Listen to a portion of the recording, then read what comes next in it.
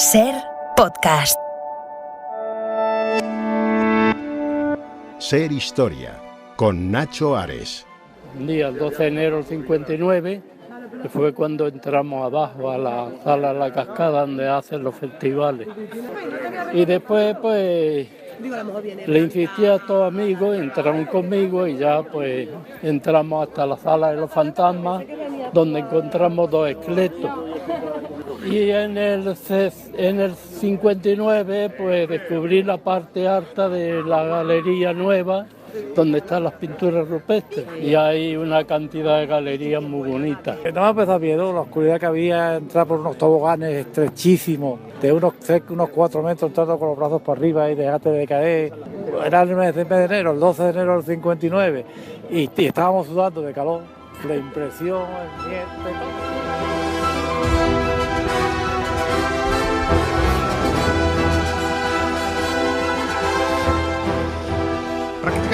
Prácticamente es la misma sensación que tenemos nosotros estando en este corazón de la cueva de Nerja. Esa sensación nos transmitía, ¿no?, Francisco Navas, uno de los muchachos descubridores de esta maravillosa cueva, de este lugar increíble desde donde estamos haciendo SER Historia. Hoy precisamente lo escucharán en los podcasts y luego en la retransmisión que haremos posteriormente, un 12 de enero del año 1959, hace ahora 63 años. Da igual, ¿no? Nosotros nos medimos un poco por el sistema decimal, pero desde luego da igual. Cuando tienes la idea de transmitir la emoción que vivieron estos muchachos, luego hablaremos con otros dos de los chavales, hoy adultos ya, que descubrieron esta maravillosa cueva en Nerja, en esta localidad de Málaga, hace, como digo, más de 6 décadas. Es historia viva de la arqueología, historia viva de la geología, de la biología, de las aventuras y de los grandes descubrimientos del siglo XX. Y por eso estamos hoy intentando hacer un poquito más de historia en esta espectacular cueva.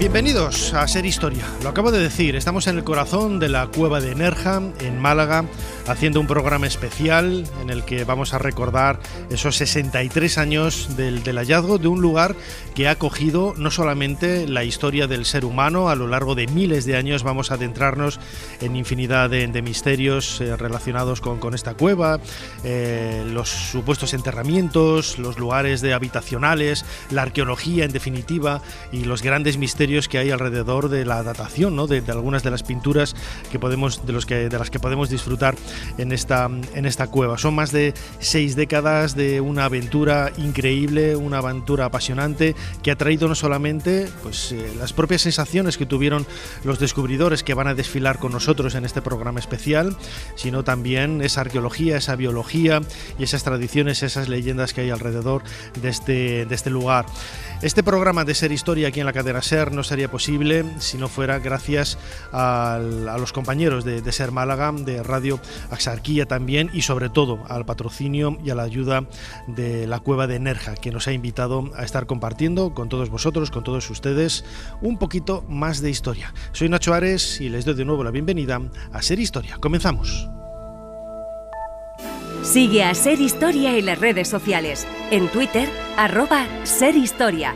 En Facebook, SER Historia. Y en YouTube, SER Historia. Jesús Callejo, cada vez nos superamos. Siempre estamos con la broma de un lugar incomparable, no un marco incomparable, pero desde luego yo me he sobrecogido cuando he entrado bajando las escaleras de esta cueva de Nerja. Bienvenido a SER Historia. ¿Qué tal, Nacho? Pues sí, la verdad que te va superando en cada programa, y el estar aquí dentro de este útero, ya sabes que dentro del simbolismo de la cueva es un poco el útero materno donde se gesta la vida, y para mí esta cueva tiene también un significado muy especial, porque como bien se decía en la introducción, se descubre un 12 de enero de 1959. 3 días después nazco yo nazco un 15 de enero, o sea que de alguna forma vuelvo un poco a a esa parte paralela que tiene la historia de la cueva con mi propia historia, ¿no?, de los 63 años. Yo he estado aquí, yo estuve ya una vez en esta cueva y siempre me recuerda ese momento especial donde se descubre algo más que una cueva. Ya sabes que cuando algo ha estado enterrado durante muchísimo tiempo, es una especie de cápsula del tiempo, ¿no?, hasta que se descubre en el 59, con lo que se descubre es mucho más que unas estalactitas, que unos espacios tremendos, que unas formas a las que luego se denominan, ¿no?, por las paraidolias como los fantasmas o por las formas caprichosas. Es algo más, es una parte de prehistoria, ya no tanto de historia, que quedó reservada y preservada para que se encontrara justo en el momento oportuno. Ya sabes, yo tengo la teoría de que los tesoros, igual que las cuevas, se encuentran justo en el momento, porque si no es así, se malgasta o no se utiliza para los fines más adecuados. Y en este caso yo creo que Nerja reúne todas esas circunstancias. Falta el tesoro, falta posiblemente el dragón, falta esa parte más mitológica que se da en otras cuevas, pero desde luego el estar aquí, en este momento, ahora, justo cuando se cumple 63 años del descubrimiento, tú lo has dicho, un marco incomparable. Desde luego que sí, y además lo comentábamos ahora bajando las escaleras, nos han dejado a nosotros ir los primeros, ¿no?, de este pequeño grupo de compañeros de la cadena SER que nos han invitado y que han gestionado todo con muchísimo cariño y con muchísimo tesón en las últimas semanas, un trabajo encomiable, ¿no?, para poder estar haciendo aquí este programa, gracias una vez más al patrocinio de la propia cueva de Nerja. Veíamos esos espacios tan enormes, yo nunca había estado en una cueva tan grande, ¿no?, y el eco, el reverb de la voz se agradece, ¿no?, porque justifica precisamente el lugar en donde estamos, ¿no? Es realmente lo que tú decías ahora, volver al útero. Ahora desarrollaremos un poco más esta historia, pero desde luego merecía la pena, ¿no?, hacer el esfuerzo de venir hasta aquí, a pesar de todos los problemas que hay, que estamos viviendo en los últimos meses, en los últimos años, bueno, pues hacer el esfuerzo de estar aquí compartiendo estos minutos de radio con tantos amigos. Como siempre, Jesús, sí, ibas a decir algo. Sí, te iba a comentar algo, porque fíjate en el lugar que estamos, que da la sensación de que estamos en una catedral totalmente natural, con esa cúpula, con ese rever que tú acabas de decir, con estas columnas que forman parte, ¿no?, de esa prehistoria. Estamos hablando de más de 20.000, más de 30.000 años de antigüedad, y el primer templo que existe en la historia de la humanidad es una cueva. O sea, donde se empieza a adorar a los dioses, donde se empieza a adorar a los númenes, es decir, a las energías telúricas, a esa especie de ente femenino, ¿no?, porque las cuevas asocian siempre a alguna entidad femenina. Es que es una cueva. Entonces, ahora mismo tengo la sensación de que estamos en un templo, que ahora mismo tú y yo somos hierofantes, que estamos practicando un rito, en este caso el rito sagrado de un programa de radio como es Ser Historia, y que por lo tanto todo lo que decimos y todo lo que hacemos forma parte de esa sacralidad, porque el entorno invita a ello y lo subraya con estas palabras, con esta reverberación y sobre todo con esta energía que ha estado aquí inmanente durante tantos y tantos años. Jesús, lo decíamos ahora, tengo aquí delante de nosotros el teclado del cronovisor para comenzar este viaje en el tiempo. ¿Cuál es la fecha que nos propones esta semana? La fecha es el 2 de febrero de 1656.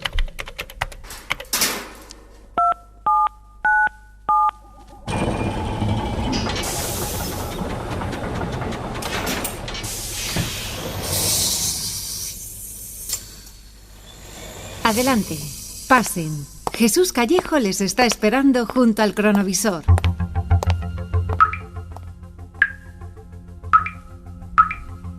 Jesús, ¿a dónde me has traído? Esto es una cueva, no es tan espectacular como la de Nerja. ¿A dónde me has traído? Bueno, por de pronto ponte mirando a Cuenca, porque nos hemos ido a Barchín del Hoyo, esta localidad conquense donde en este año se encontró, bueno, pues una auténtica maravilla, ni más ni menos que un tesoro, pero un tesoro teñido de fantasía, teñido de esa parte de encantamiento, porque estamos en el Cerro de la Mora Encantada, así se llama este enclave en el que estamos en Barchín del Hoyo.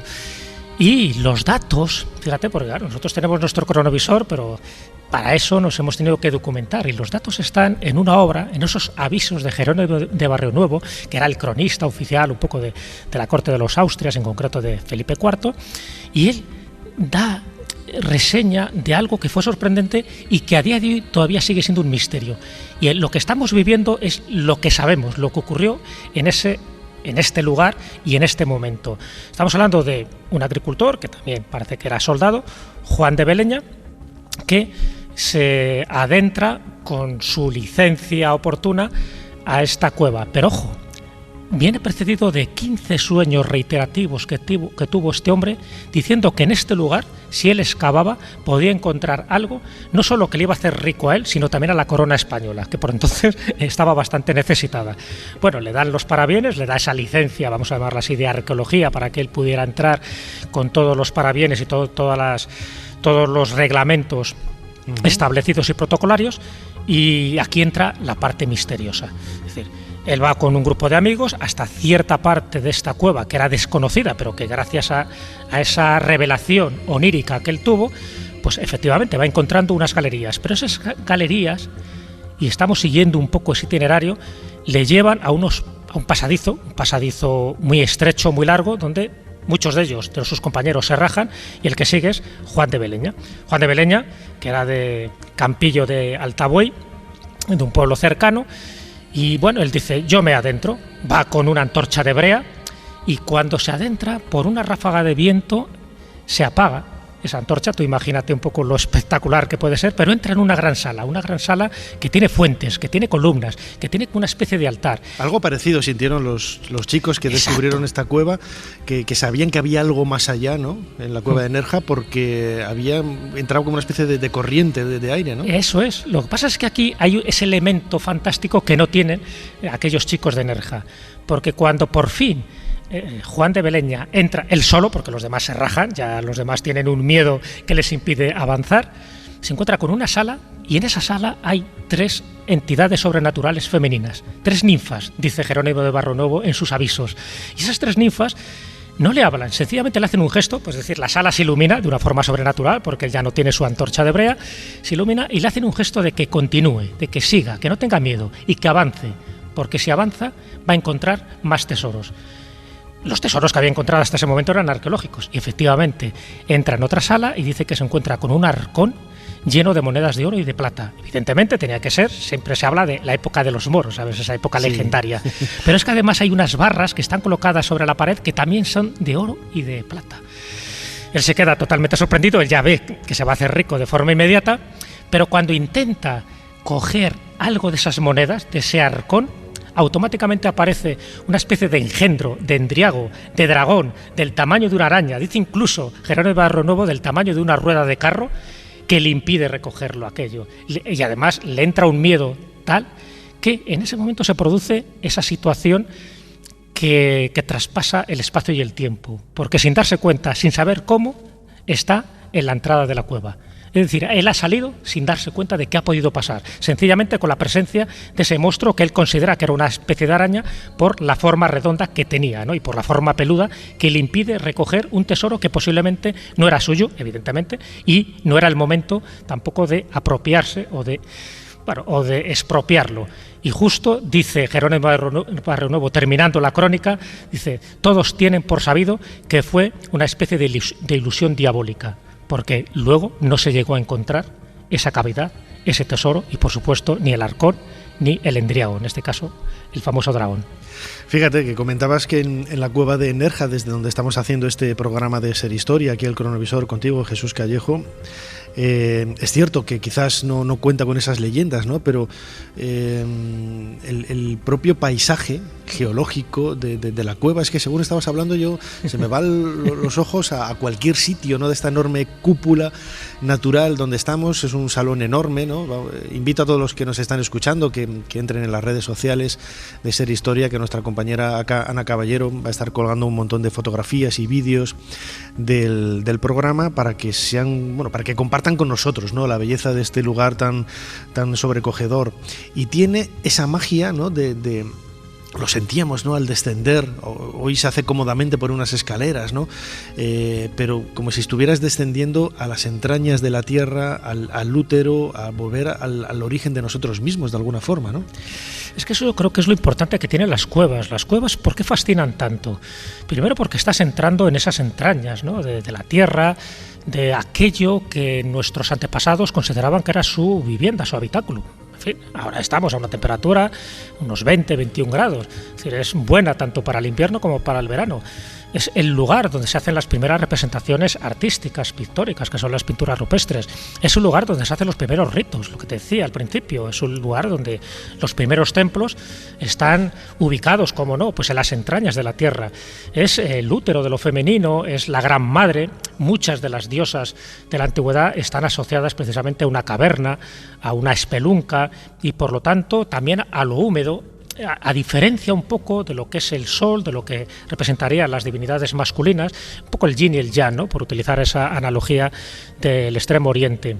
Y entonces, claro, la cueva, por todas estas razones y por muchísimas más, también ha sido el habitáculo no solo de nuestros antepasados, sino de seres espectrales, de criaturas sobrenaturales. Ahí estamos hablando de las sanas en Asturias, de las anjanas en Cantabria, de las mouras, por ejemplo, en Galicia, de las lamias en el País Vasco, y también de esas encantadas, como término genérico. Fíjate, donde hemos ido a Barchín del Hoyo, que se llamaba el Cerro de la Mora Encantada. Cantidad de cuevas que tienen ese nombre, de la Mora Encantada, y cantidad de cuevas que tienen asociado un dragón. Cuando hablamos del dragón, estamos hablando de una especie de bestia que protege ese enclave, que protege el mundo encantado, ese mundo sobrenatural que alberga la propia cueva.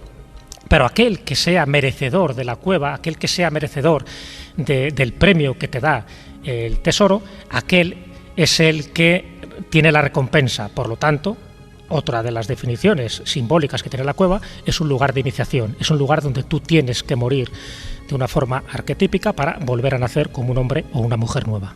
Jesús, has hablado de esos personajes insólitos, extraños, singulares que suelen habitar las cuevas. Vamos a escuchar un corte de un fragmento de un documental de National Geographic que nos va a adentrar en una historia fascinante que yo cuando la leí cuando era niño a mí me sobrecogió. Vamos a escucharlo.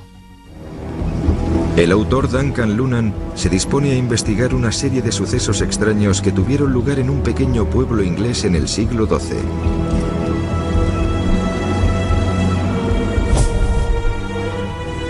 Los cronistas medievales documentan cómo dos chicos, un niño y una niña, aparecieron sin explicación alguna.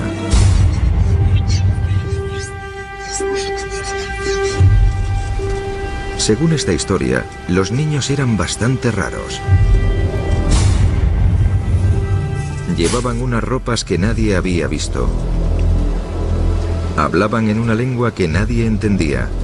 Pero esto no fue todo.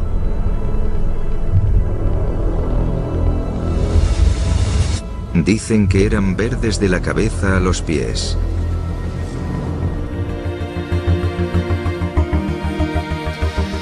Jesús Callejo, los niños de Bullpit, una historia también vinculada a una cueva. Decían que posiblemente habían aparecido de una cueva estos personajes tan insólitos en Inglaterra, en Reino Unido. Aquí en la cueva de Nerja no hay niños verdes, pero una vez más vemos ese lazo, ¿no?, que hay tan enigmático, tan legendario entre las cuevas y los seres maravillosos. Tú has estudiado mucho el mundo de las hadas y de los gnomos junto con Carlos Canales, lo conoces muy bien, y entran dentro un poco, ¿no?, de ese espectro, ¿no?, nunca mejor dicho, de espectro de espectros, ¿no? Sí, además tiene un aliciente especial.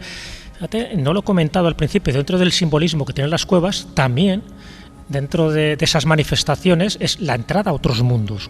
Esas cuevas que prácticamente no tienen un fin, que no había fondo en muchas de ellas, donde se cuentan infinidad de leyendas. En el caso de los niños verdes de Bullpit, que por cierto, luego a través de las obras de Jacques Bergier o de Peter Colosimo, o incluso de Charles Berlitz, luego le dieron una vuelta a esta leyenda inglesa del siglo XII y lo atribuyeron a los niños verdes de Banjos, incluso con una fecha, 1887. Yo cuando lo leí en una obra, de las muchas obras de Jacques Bergier, en concreto Los extraterrestres en la historia, una obra de 1970, yo me quedé fascinado. Y, pero bueno, ¿cómo puede ser esto que en Banjos? Yo estuve mirando a ver dónde está Banjos, no aparecía por ningún sitio. Supuestamente estaba en Cataluña, nada, no había forma, ¿no? Y será Bañolas, para nada. Era un pueblo totalmente inventado. Entonces había cogido la historia, que yo no conocía, la de Bull Pit, esta historia del siglo XII, y la había traspuesto, no sé si de forma deliberada o por error, la había traspuesto a la España del siglo XIX, con estos niños verdes, igual, un niño y una niña de color verde, que con unos vestidos totalmente exóticos, hablando un idioma totalmente desconocido, cuando por fin, en fin, logran ya entenderse, ¿no?, con un vocabulario muy básico, y se dan cuenta de que, por ejemplo, les gustan mucho las alubias verdes, en fin, como eran verdes, yo creo que por similitud. Lo que se come se cría, ¿no? Sí, además, dice que le gustaba específicamente no tanto la alubia como tal, sino más bien la vaina, con lo cual todavía es más curioso, ¿no? Es como cuando te regalan un regalo y te quedas más con el envoltorio que con el objeto interior. Bueno, pues aquí ocurre algo parecido. Y lo más llamativo, y por eso te lo decía, Nacho, que se entronca con esas entradas a otros mundos, es porque ellos, una vez que ya se integran en la sociedad de la... bueno, pues toda la comarca de Sulfur, ¿no?, que es donde está Bull Pit, ellos dicen que proceden de la tierra de San Martín. Claro, un lugar totalmente desconocido, en esa geografía fantasmagórica y fantástica que es donde está la tierra de San Martín. Y eso se encaja con otro tipo de leyendas donde hay gente que entra y se pierde, ya no se vuelve a saber más de ellos, o otros que salen. Y los que salen normalmente no son exactamente humanos, como esto, como esta pigmentación de la piel. Son verdes. ¿De dónde proceden? ¿De un mundo paralelo? Es decir, al final la cueva conecta con otro mundo dimensional o vibracional, pero que a la vez está con nosotros, un poco lo que se dice de los seres elementales. Los seres elementales no se dice que vienen de Marte o que vienen de Ganímedes, sino sencillamente proceden del mismo territorio, pero están como en otra longitud de onda, ¿no?, en otra vibración, en otro plano distinto. Bueno, pues algo parecido ocurre aquí. Llamó mucho la atención, desde luego, porque estamos hablando del condado de Sulfur, en Bull Pit, por cierto, allí tienen un monumento y muchos de las tabernas pues tienen ese nombre. Muy bien, claro que pero sí. Sin embargo, en baños no lo tenemos, porque no hay ningún banjos, no hay ningún baños, ninguna cosa que se parezca al nombre que estableció Jacques Bergier diciendo que habían aparecido en 1887. Incluso habla de que van para la casa del magistrado o el del juez de paz, que era Ricardo de Calno, pero está totalmente copiado de la crónica de William de Neuburg, donde sí se habla de un William de Calne, que efectivamente la transposición española pues era Ricardo de Calno. O sea, que todo estaba copiado de una forma descarada, nos puso la miel en los labios, pero efectivamente esa cueva nunca llegó a estar en España.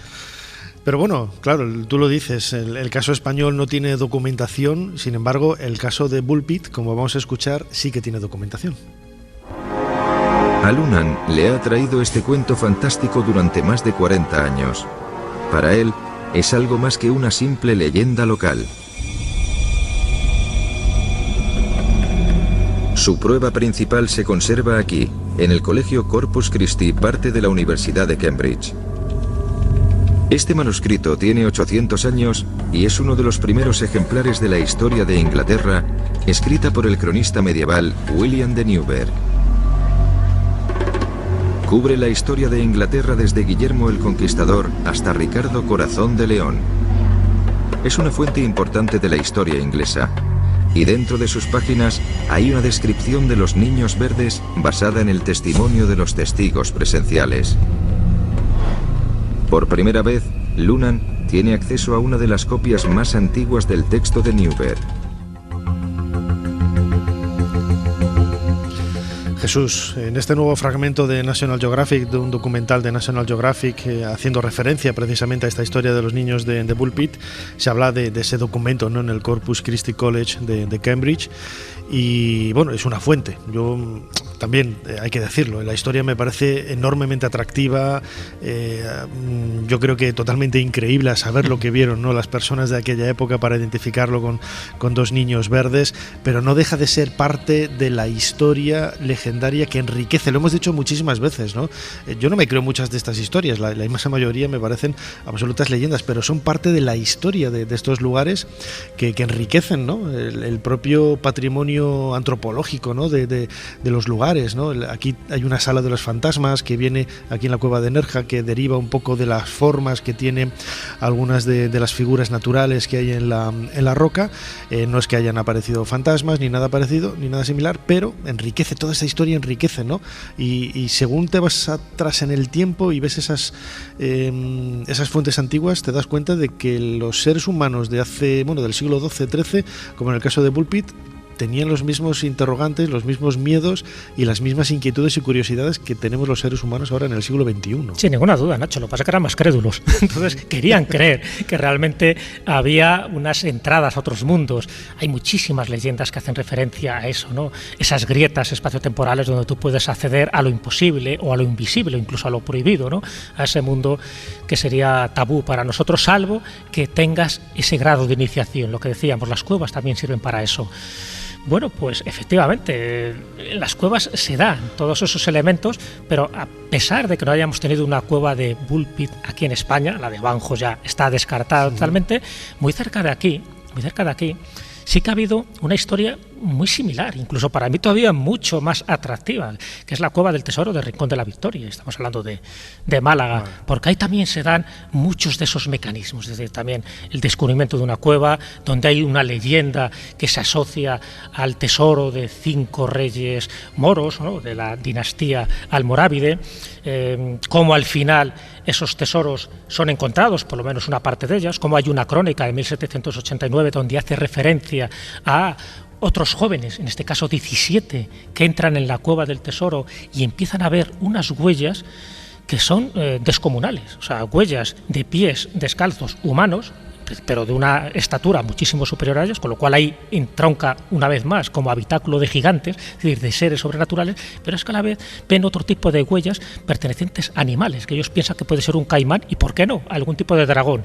Entonces asocias ya criaturas fantásticas, tesoros legendarios de la época de los moros, en este caso de estos 5 reyes. Además, todo un personaje fascinante, que le van a hacer una estatua en breve, espero, que es Antonio de Lanari, que era un suizo, un buscador de tesoros, un buscador de fortunas, que buscando precisamente su fortuna acabó con su vida, ¿no? Estuvo ni más ni menos que 30 años ahí con dinamita de la época, pues intentando buscar ese tesoro legendario. Pero es que antiguamente ya se hablaba de que ahí estuvo Marco Craso, por ejemplo, y estamos hablando de uno de los personajes de la época romana, que ahí había un santuario a Noctiluca, es decir, un santuario una vez más femenino. Fíjate que las cuevas, cuando se habla de santuarios y cuando se habla de que se adoraba a algún tipo de criaturas, siempre son criaturas femeninas. Las Venus, por ejemplo, paleolíticas, y las neolíticas sobre todo, se encuentran en cuevas. Entonces, a Noctiluca hubo un santuario que con el tiempo y en el momento que se cristianiza, porque fue una cueva también que fue habitada durante la Edad Media,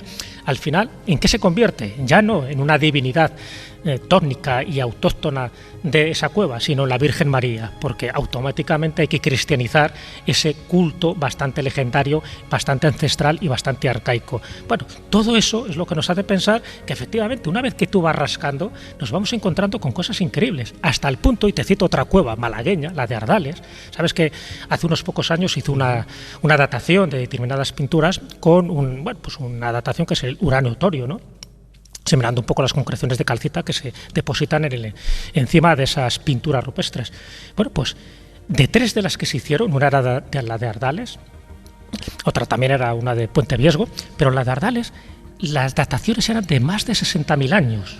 Es decir, no eran Homo sapiens aquellos que hicieron esas pequeñas representaciones artísticas, eran hombres de Neandertal. Pero es que incluso donde estamos, en Nerja, en el año 2012 hubo una noticia que luego se desmintió, ¿no?, pero diciendo que se habían encontrado pinturas de unas focas monje. Por cierto, nuestros antepasados, los que vivían en estas cuevas, se alimentaban de estas focas monjes, que fueron pintadas en ocre rojo y que se dataron en 42.000 años, es decir, de neandertales, no de Homo sapiens. Luego se rebajó esa cifra a 20.000 años, que también parece espectacular. Pero bueno, en definitiva, lo que te estoy diciendo es que en estas cuevas no solo hay que hablar de cromañones, no solo hay que hablar de los Homo sapiens que somos nosotros los descendientes, sino que también otras especies humanas las habitaron y tuvieron esa representación artística, pero también porque por entonces el arte y el misterio y la religiosidad y la espiritualidad iba todo unido. Cuando alguien pintaba, no lo pintaba solo para decir qué bonito me ha quedado el salón, sino que estaba haciendo una especie de conexión con ese más allá, con sus dioses. Ese es un poco el símbolo que tienen las manos, tanto en positivo como en negativo. Bueno, pues también, como no, en Nerja tenemos multitud, no en este caso de manos, pero sí de pinturas que nos entroncan directamente con ese pasado más mitológico, pero también con ese pasado significado más espiritual. El problema de la datación luego lo hablaremos con Luis Efrén Fernández, arqueólogo y conservador de la cueva, porque es un tema muy, muy interesante, ¿no? A mí me llama mucho la atención toda esa polémica que hay alrededor de la antigüedad de las pinturas y quién las podría haber hecho, aunque bueno, pues las últimas dataciones parece que ya lo asientan de una forma bastante más sólida, ¿no? Pero insisto, yo según te estaba escuchando no hago más que mirar hacia arriba la cantidad de dibujos, de esculturas, mejor dicho, que forman de manera natural, ¿no? El techo de la cueva, lo decías al principio, esto es como una catedral gigantesca. Yo no sé qué altura tendrá esto, pero serán unos 20 metros por ahí, ¿no? Un poco más, ahora me corregirán los especialistas, pero nos tenemos que poner un poco en la piel, ¿no? del ser humano en la prehistoria, de los hombres y mujeres prehistóricos que entraron aquí con las medidas de iluminación, con el fuego que pudieran utilizar, y se quedarían igual de sobrecogidos que nosotros cuando hemos entrado. Y mira que estamos muy tecnificados, muy, insisto, ¿no? Esto es viajar en el tiempo a la prehistoria, viajar al pasado, a una antigua catedral.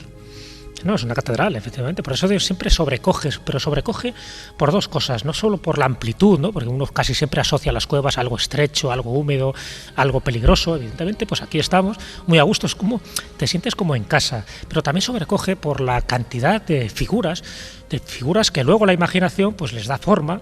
Estamos hablando de la sala de los fantasmas. Acuérdate que en la cueva de Valporquero, en León, sí, hay una sala que es la sala de las hadas. Es decir, que siempre en todas las cuevas hay salas, hay figuras, hay formas que la mente humana quiere darles como vida, y para darles vida tienes que darle nombre. Ya sabes lo que se dice un viejo adagio, ¿no? Todo existe en el momento que tú le das un nombre. Mientras no tenga un nombre, forma parte de ese imaginario. Bueno, pues aquí se dan unas circunstancias para mí fabulosas, pero claro, es lo que te digo, esta cueva nos entronca con multitud de leyendas. España tenemos una ventaja, y es que está horadada por muchísimas cuevas, pero es que cada cueva tiene su leyenda, cada cueva tiene su tradición, tiene su ritual. Yo qué sé, por ponerte dos ejemplos, la cueva de Hércules. La cueva de Hércules en Toledo es mucho más que una cueva, porque es la cueva fundacional donde surge prácticamente todo ese engranaje que luego se convertiría en Laus Regia, en esa capital del reino visigodo. Pero todo surge con una leyenda, con unos candados que había y que al final son vulnerados, ese tipo de tradición es vulnerada por el rey Don Rodrigo, por el último rey, y le acarrea una maldición. Bueno, todo tiene que ver con esa famosa cueva de Hércules, donde estaría debajo una de las entradas de la iglesia San Ginés, que ahora está desacralizada y son ruinas. Eso me remite a la cueva de Salamanca, donde toda la tradición decía que aquellos que querían ser iniciados en las artes más heterodoxas, más malditas, más mágicas, era el propio diablo el que te enseñaba, y uno de los alumnos más procaces de aquel momento era el marqués de Villena. Y la cueva de Salamanca, lo que queda de la cueva de Salamanca, se puede ver en esa ciudad, ¿no? tan monumental y tan académica como Salamanca. Es decir, que poco a poco cada cueva nos está remitiendo a una historia, pero es que cada historia, Nacho, nos remite a una leyenda, y cada leyenda nos está remitiendo precisamente a nuestra esencia, a nuestras raíces,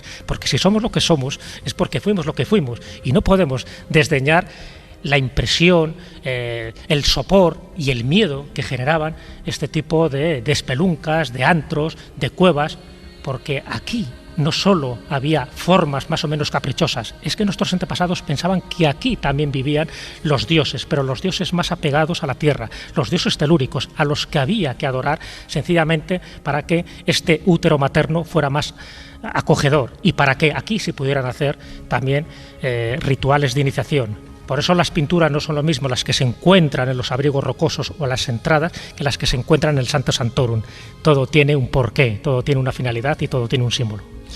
Imagino que ese miedo también es el que sintieron los muchachos, los descubridores de esta cueva. Siempre hablamos de niños, pero en realidad eran un poco más talluditos, 15, 16, 17 años, que se acercaron aquí en el año 1959 y que hoy celebramos ese 63 aniversario. Lo hemos intentado hacer ahora un poco abriendo boca, ¿no? con el testimonio de nuestro compañero Jesús Callejo, crononauta, que te voy a pedir que me acompañes ahora hora para ver a Pepe Torres y a Miguel Zorrilla, dos de los descubridores. Y como siempre, Jesús, muchísimas gracias por habernos ayudado a hacer un poquito más de prehistoria en este caso. Pues claro que sí, te acompaño, pero bien agarraditos de la mano, que me da una impresión un poco especial estas cuevas, pero seguro que vamos a adivinar muchísimas cosas gracias a estos dos nuevos invitados que vas a traer. Muchísimas gracias. Gracias a ti. Soy Teseo, único hijo de Egeo, rey de Atenas, y jamás me inclinaré ante un traidor. ¡Inclínate si no quieres! Déjame a mí.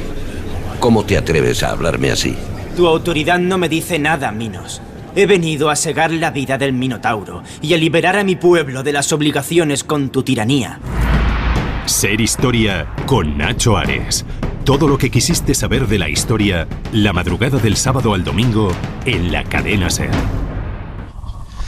Lo decíamos ahora, Jesús Callejo, crononauta, nos va a acompañar también a entrevistar, a charlar con Pepe Torres y con Miguel Zorrilla, dos de los descubridores de esta cueva de Nerja. Tienen infinidad de aventuras, de anécdotas y de experiencias que compartir con todos nosotros. Esto es lo que nos han contado.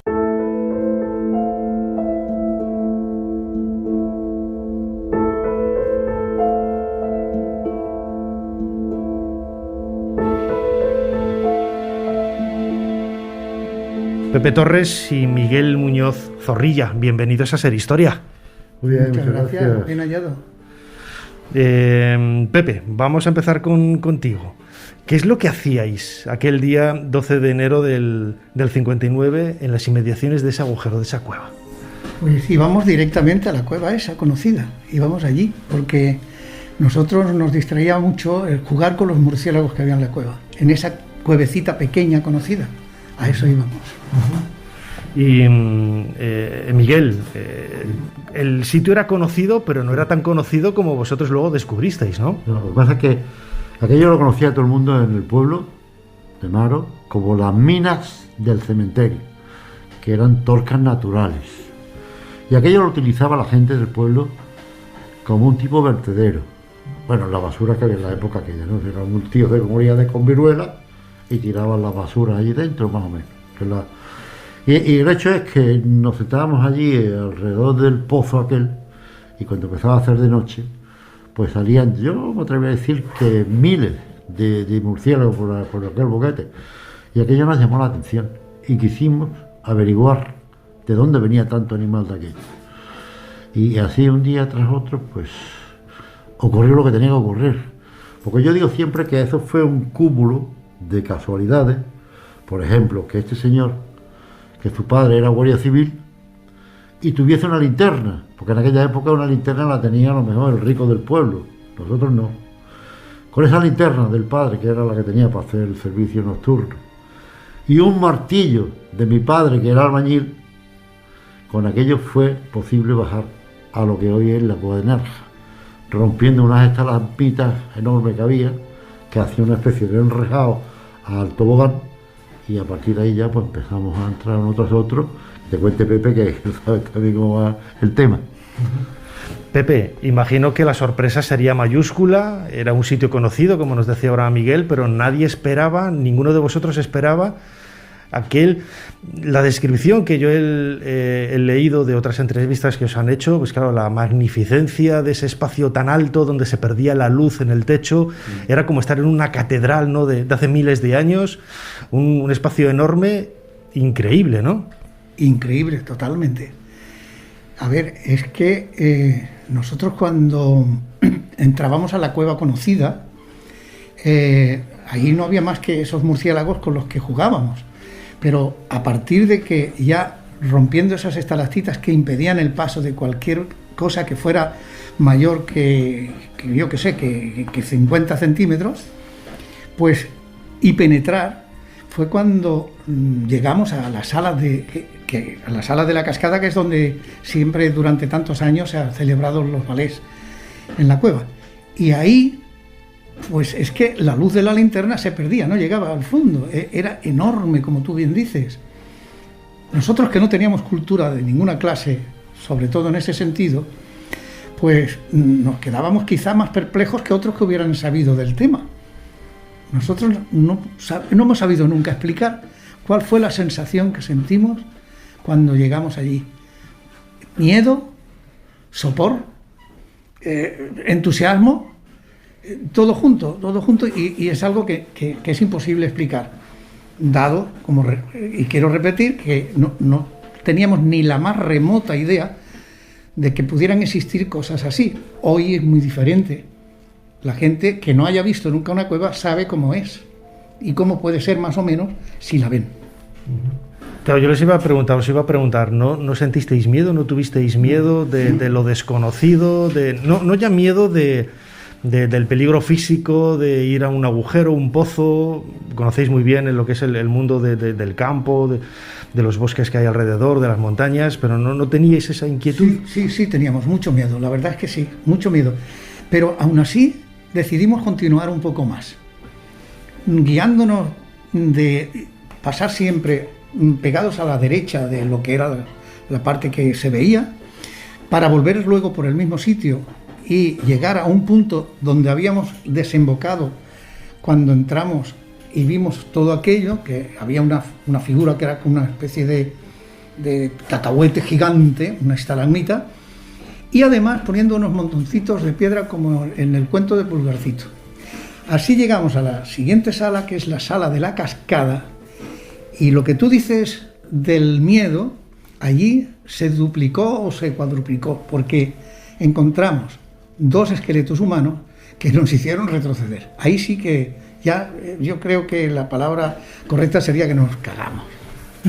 Bueno, tanto como cagarse no, pero la verdad es que ya tienes un miedo enorme, porque vas caminando, donde hay infinidad, yo creo que montones de excrementos, de murciélagos, a veces de más de 1 metro, que caminabas y se te hundían los pies, aquello ya te daba un poquillo más miedo, un poquillo mucho.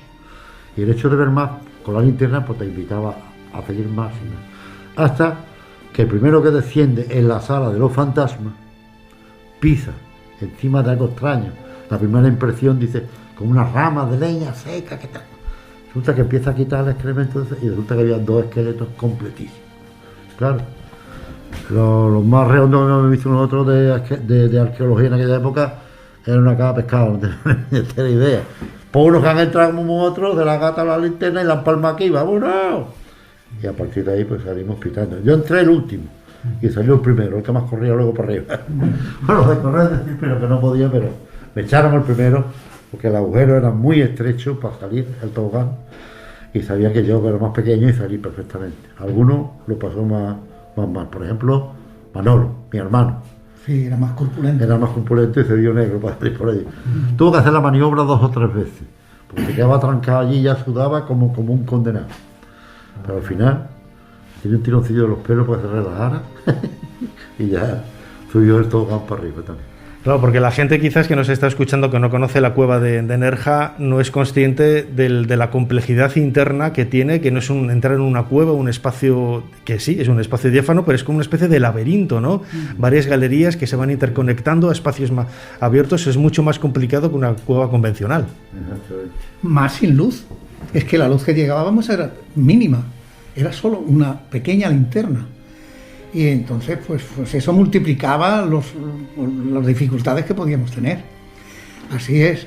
Cuando salíamos hacia la calle de nuevo, pues volvimos, naturalmente, que si no, no estaríamos aquí, por el mismo sitio por donde entramos. Pero a mí me ocurrió un detalle, que a lo mejor te gusta saber.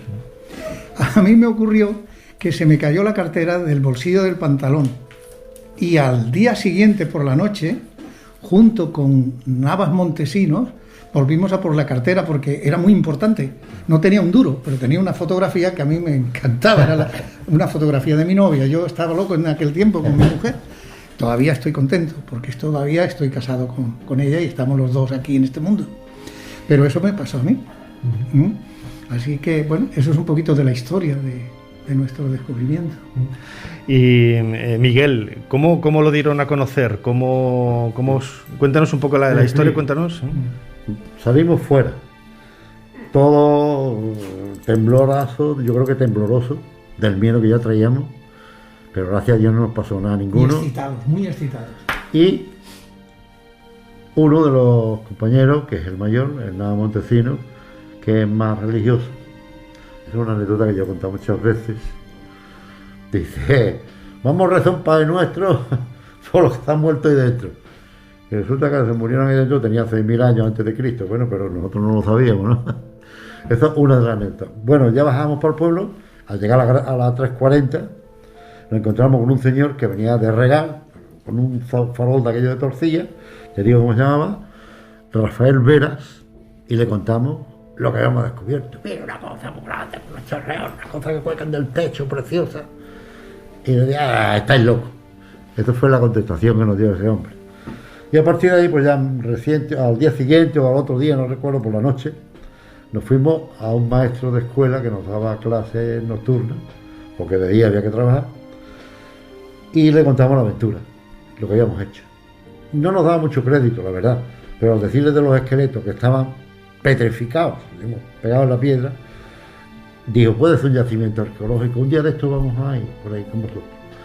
Y el 16 de enero, o sea, 4 días después, el maestro Carlos Auras, no cineasta, no, Carre, el maestro de escuela del pueblo, y la maestra del pueblo, Manoli Mora Plaza, vinieron con nosotros, o sea que en ese tiempo, y ya íbamos 7, más preparados. Recuerdo que en una tienda que hay en el pueblo, Caza Mariquita, que llamamos, compró el maestro un ovillo de hilo, por adelante de aquel, que lo fuimos dejando todo el tiempo, y le dimos la vuelta a la cueva completa, tal como se visita hoy. Ya, pero ya más preparado. Por ejemplo, cuerda, también me acuerdo que ese señor, el único que tenía un hornillo de petróleo, en aquella época, de aquello de 4 patas bajito, cogió petróleo en un recipiente, un alambre con un trapo liado en la punta y prendimos una antorcha. Y con aquello pues se veía muy bien. Es más, a veces al mismo tiempo también llevaba varias linternas. Y otro detalle curioso, este señor era de Melilla, venía oriundo de Melilla. Y tenía un trocito de radio recién, lo había traído de Melilla. Y lo puso en el cacahuete, que dice Pepe. Y íbamos por la punta y escuchamos de cantar en árabe. Sí, y nos servía también para retroceder de nuevo. Es un detalle. Fue más fácil. Qué curioso, ¿no? Pero aún así, tengo entendido que tardaron varias semanas, ¿no?, en que el descubrimiento trascendiera, ¿no?, y las autoridades se hicieran cargo de ello y... ¿No? Eso es mejor que lo explique. No, yo lo vi más reciente, lo vi más en situ. Vino un señor que, bueno, José Luis Barbero de Miguel, el que murió, el que nos falta. Este conocía mucha gente aquí en el pueblo porque venía aquí al Frente de Juventud a enseñarse a tocar la guitarra, pito que flauta. Bueno. Y comentó el tema del descubrimiento nuestro de la cueva. Y entonces, bueno, pues un día de esto vamos a ir. Y resulta que ya iremos allí en busca tuya y tú nos llevas a la mina para ti. Vale, de acuerdo. Que fueron, en ellos iba un fotógrafo, José Padial Bobadilla venía, que era un fotógrafo de aquí de Nerja. Entonces el grupo fue a busca de José Luis Barbero de Miguel para que los llevara a la mina y para verla cantar la cueva. Pero resulta que aquel señor tenía una payuela que tenía fiebre, en fin, que estaba malo, el pobre, no podía. Entonces los mandó a mi casa. Resulta que yo estaba sentado en la puerta de mi casa y viene este grupo, que es la expedición esta que viene aquí. Los llevé a todos. La única foto que hicieron a mí fue esta, subiendo, porque como no sabían lo que era aquello, dentro no me hicieron ni una foto siquiera a mí. Y entonces 4 días después, creo que fue 4 o 5 días después, no sé, aquí lo pone, sale que un grupo del Frente de Juventud de Nerja había descubierto una cueva en mar. Fíjate qué cosa más curiosa. Las cosas al final siempre van a su sitio, ¿no? Sí. Así que luego se supo la verdad al cabo de algún tiempo y bueno, y aquí estamos. Lo bonito de todo es quizás la inquietud que surgió en vosotros de intentar conocer algo más, ¿no? Porque ahora, Miguel, hablabas de esos 6.000 años del esqueleto, Pepe, me decías antes que no teníais ni idea, ¿no?, de lo que era la prehistoria, y luego habéis tenido la curiosidad de buscar, de estudiar... informarnos, sí, o sea, a ver, adquirir estudios graduados, no, pero interesarnos, yo al menos y mis compañeros creo que también, de todo lo que se refiere a cosas así, de cuevas y de cosas de arqueología, sobre todo de cosas del tema, pues naturalmente, siempre muy interesados y leyendo todo lo que se nos ha ido presentando delante, y algo sabemos, ¿no? Ahora ya no es lo mismo, aunque no sea nada más que por los años que ya tenemos, ¿no? Sí, así es. Yo he estado ni más ni menos que me he jubilado allí estando 50 años dentro del boquete que dentro de la cueva, ha sido mi trabajo, ha sido toda mi vida dentro de la cueva. O sea que a mí me cambió, por supuesto. Yo estaba trabajando en el campo, entro allí y a partir de los 15 años, y a partir de ahí pues, empiezo 50 años, ni más ni menos. Y claro, yo me he ido informando, me he estudiado, incluso me he atrevido hasta a hablar idiomas como el inglés. Todo eso lo he aprendido allí con mis turistas. Y sobre todo también algo de arqueología, geología, espeleología también he hecho, con mucha gente que ha venido. Y he tomado una experiencia pues, bastante grande durante estos 50 años, que yo creo que es bastante, ¿no? En un trabajo. Y lo más bonito de todo quizá es que ustedes siguen manteniendo la amistad, que eso... no. Yo conozco otros casos donde... Sí, aquí ha habido también algo de eso, pero los que continuamos no somos amigos, somos hermanos. Nosotros, nuestro trato es de hermano. Por ejemplo, lo mismo que sucederá, supongo, con muchas familias, que con este tema de la mascarilla, ¿no? Pues cuando llegamos a su casa o a la mía nos quitamos la mascarilla, porque sabemos exactamente cómo estamos cada uno. Y bueno, somos hermanos. Sí. No, pero hubo una cosilla que es digna de mencionar, que es Nava Montesino. Da la casualidad que en aquel tiempo tenía la edad, o al año siguiente se fue a la mili, a hacer el servicio militar. Y hasta allí cogió un general y él dijo que había descubierto la cueva. En fin, es un follón de cosillas que se interpretaron malamente, pito, que flauta, hasta que digo, no, hombre, ¿tú qué dices? ¿Dónde vas tú? Esto fue así. Si mi hermano no te coge a ti de los pies, te mete por el boquete. Y dice, no, se ve el suelo, sí, pues tira para atrás, que ahora me cogen las manos y me meto de pie. Y así él nos cogía los pies, según íbamos bajando, que me dice a mí, tú no entres, como yo estaba ya el último, tú no entres, tú te quedas ahí. Si ves que tarda, pues te vas al pueblo y lo cascas. No. Claro, una linterna se la lleva y aquella se queda oscuro, con luz, pues digo, no, lo que sale uno, todo yo me metí también. Y ya iba dándole con los pies a la cabeza por el tobogán para abajo, de que nos colamos los 5, que por parto fue un atrevimiento, porque si falla la linterna estando en la cascada o en los fantasmas, yo creo que no salimos más de allí. Yo no recuerdo que alguno llevara cerilla ni llevara... No, porque fumadores no había. Y me quedamos muy jóvenes, no fumaba nadie. En aquel tiempo, en esa época, no fumaba nada. Y eso, pues, repito, eso fue... Yo creo que fue los que le rodeaban, la gente que sí sabía más, que le indicaban el camino que debía seguir, que era decir que como él había entrado delante de nuestra, era el primero, y el que la había descubierto es el primero que había...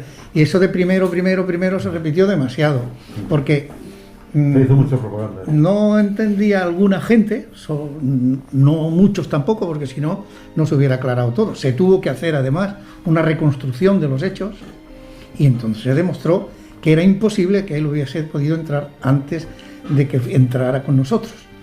Pero eso era un grupo de chicos, ni capitaneados, ni el que va primero ni el que va segundo. Aquí pasas tú delante y allí paso yo, y nada más. Lo que pasa es que hay... Y así está ya escrito en los libros para leer. Lo que pasa es que hay varios señores que quieren que fuera él solo, que ya eran intereses muy particulares de cada uno. Sí. Para decir, no, tú, el premio que tú pilles de aquí, yo voy a pillar algo también. Y eso fue lo que influyó en él mucho. Pero existe, claro que existe. Ya después ya seguimos siendo amigos como borricos y estamos... Sí. Pues ya no, porque ya la señora está un poquillo hecha a perder, pero... Nos codeamos con él y todo. Nos vamos todos los fines de semana a un campo que tiene mi hermano y estamos... Allí nos comemos un potainó, una hormiga, un choto, lo que haga falta, todo. Bueno, pues yo creo que eso es lo más importante al final del colofón de esta historia, que tiene ese inicio tan apasionante, ¿no? ese descubrimiento, como todos los grandes descubrimientos importantes en la historia de la arqueología, siempre es absolutamente casual. Nadie espera, ¿no?, lo que se va a encontrar ahí. Un accidente, totalmente. Y eso es lo que hemos querido compartir, ¿no?, con nuestros oyentes aquí en Ser Historia, de la mano de dos de esos muchachos, Pepe Torres y Miguel Muñoz Zorrilla, que tan amablemente nos han atendido aquí, muy cerquita de ese lugar del descubrimiento de la cueva de Nerja. Pepe y Miguel, muchísimas gracias por habernos ayudado a hacer un poquito más de historia. Nada, muchísimas gracias a vosotros.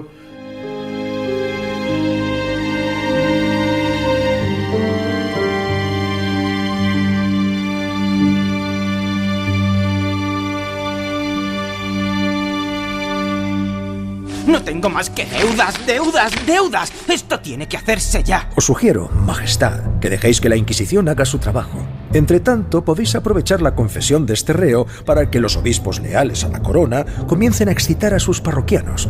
En pocas semanas todo el reino se estará demandando que apreséis a los templarios y que confisquéis sus bienes. Ser Historia con Nacho Ares. Todo lo que quisiste saber de la historia, la madrugada del sábado al domingo en la cadena SER.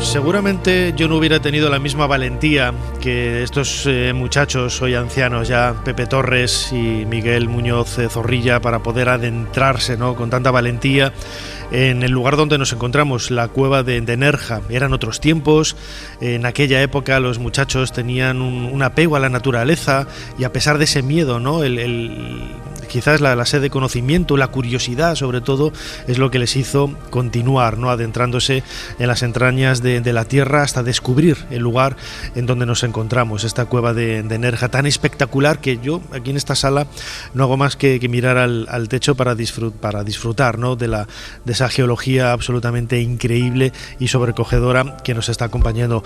Javier Salas, bienvenido a Ser Historia. Pues muchas gracias.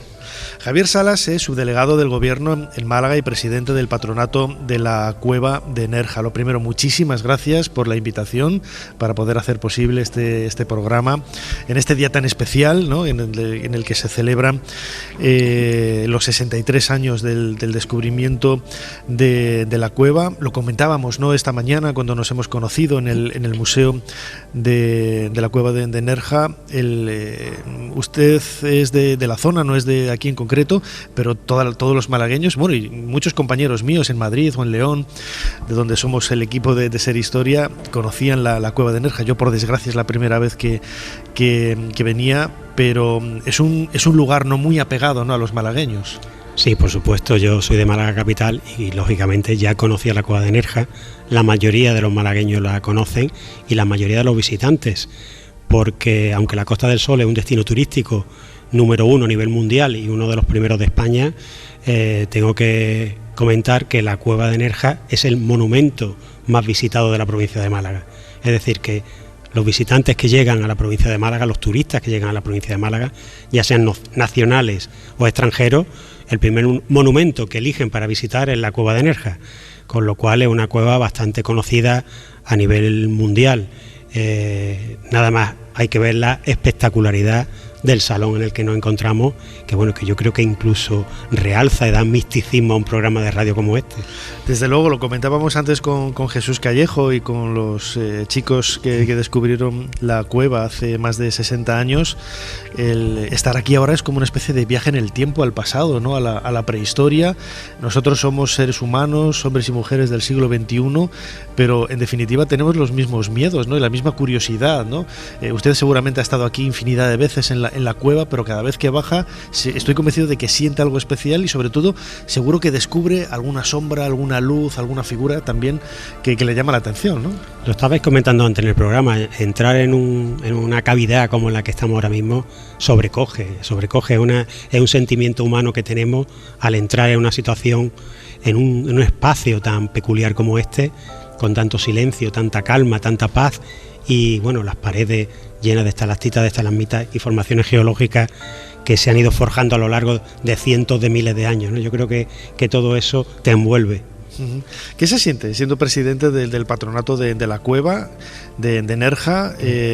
Imagino que bueno, será un sentimiento especial, ¿no? No solamente por ser malagueño, por estar en el sitio donde uno ha nacido, pero ser en la cabeza visible de un espacio, me atrevería a decir, a ver si se me entiende, tan intangible, ¿no? No es como una catedral quizás con la que tenemos quizás más vínculos afectivos, ¿no? Por ser la tradición judío-cristiana, el cristianismo, está mucho, quizás podemos entenderlo, ¿no? Pero llegando aquí a la cueva te tienes que desprender, ¿no? de todos esos prejuicios religiosos que tenemos y adentrarte en un espacio totalmente virgen y diáfano desde el punto de vista espiritual, ¿no? Ser presidente del patronato también implica un poco todo eso. Sí, bueno, esto evidentemente es una responsabilidad, pero una cueva, al entrar a la cueva de Nerja, impone tal vez de una forma diferente al entrar a una catedral, porque ya es algo que sobrepasa, llega a lo íntimo del ser humano.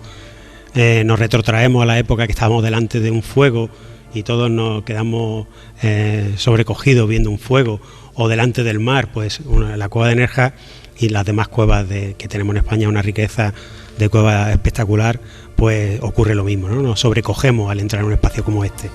Evidentemente una responsabilidad, y siendo también el monumento más visitado de la provincia de Málaga, pues tenemos que seguir avanzando para darlo a conocer, pero sobre todo para seguir protegiéndolo y estudiándolo, que queda mucho.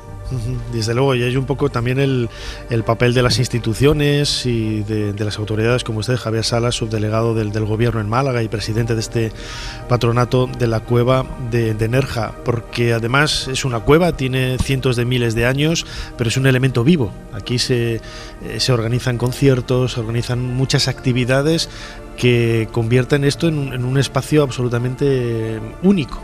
Evidentemente, porque es arqueológico, es arte, es cultura, pero a la vez es turismo, ¿no?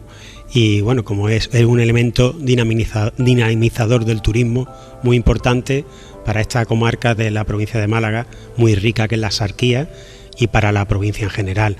Y para la Costa del Sol, bueno, pues es un añadido de un valor incalculable, con lo cual pues lo que pretendemos es seguir mejorando esa oferta turística y cultural, pero a la vez seguir protegiendo y seguir estudiando, como decía antes, la cueva, y bueno, todos las señas de identidad humana que han pasado por aquí a lo largo de decenas de miles de años. ¿Qué es lo que dicen los extranjeros cuando se acercan a una cueva? Porque, a ver, es cierto que en otros lugares de Europa hay cuevas parecidas, hay espacios similares. En Málaga se caracteriza por recibir muchísimo turismo extranjero. Yo tengo amigos ingleses que estudiaron conmigo egiptología en Reino Unido y tienen sus casas aquí en Málaga. No hablan ni papas de español. Eso es un defecto que tienen muchos ingleses que vienen aquí a vivir, que no hablan ni papas de español. Pero ¿cómo imagino que lo disfrutarán como un espacio, lo que decía ahora, ¿no? Único, ¿no? Sí, porque yo creo que eso, que va a lo más profundo del ser humano.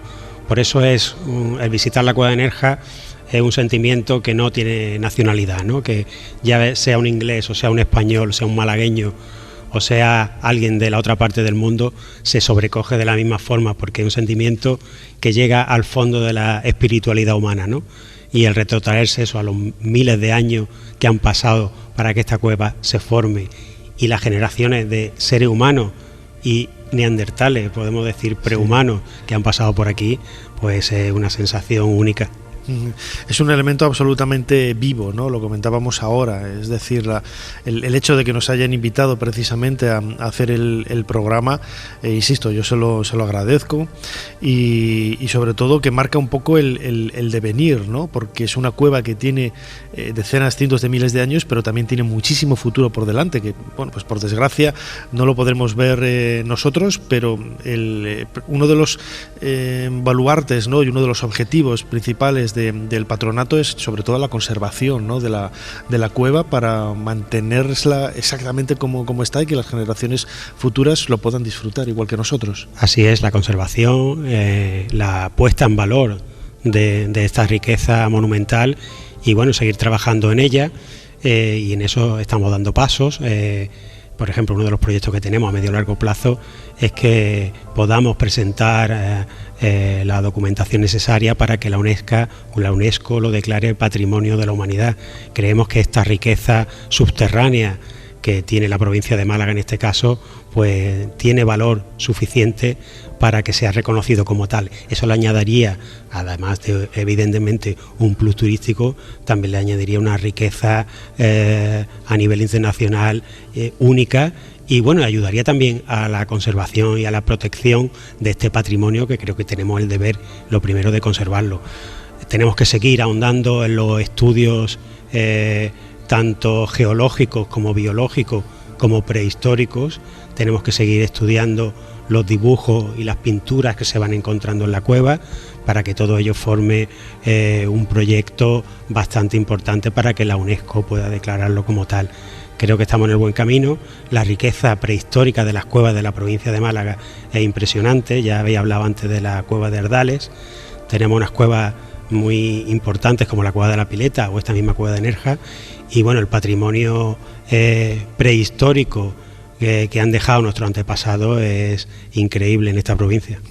Bueno, yo creo que si la cueva ha sabido esperar unos cuantos cientos miles de años para poder disfrutarla, estoy seguro de que podrá esperar un poquito más para que la UNESCO lo abrace, ¿no?, dentro de esa cantidad de monumentos protegidos y seleccionados como puntos claves, ¿no?, de la historia del ser humano sobre la Tierra, como uno de esos espacios dignos de visitar. Le tengo que dar la enhorabuena, Javier Salas, por el magnífico trabajo que están haciendo desde el patronato para poder, un equipo muy grande, ¿no?, imagino, ¿no?, de arqueólogos, de biólogos, en definitiva, son los que ponen en valor y proyectan la imagen de la cueva, ¿no? Así es, yo quiero destacar la labor científica que se hace desde la cueva de Nerja.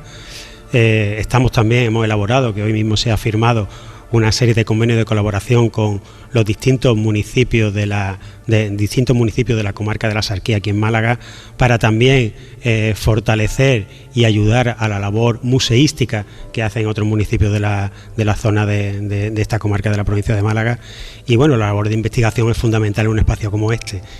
Esa labor de investigación nos da también fuerza para seguir trabajando por la cueva y para realzarla a nivel turístico, que, como digo, es un referente a nivel mundial. Pues así seguramente que marcará un poco el camino y el éxito de esta cueva y de este trabajo que hace un equipo importante y grande en este patronato de la cueva de Nerja, en cuya presidencia está nuestro invitado Javier Salas, subdelegado también del Gobierno en Málaga. Javier Salas, como siempre, muchísimas gracias por habernos ayudado a hacer un poquito más de historia. Pues muchas gracias a vosotros por estar aquí y muchas gracias por seguir divulgando la historia, porque sin la historia no somos nada. Tenemos que recordarlo un poquito más y tenemos que seguir aprendiendo de la historia para vivir mejor el futuro. Desde luego que sí, muchísimas gracias. Gracias.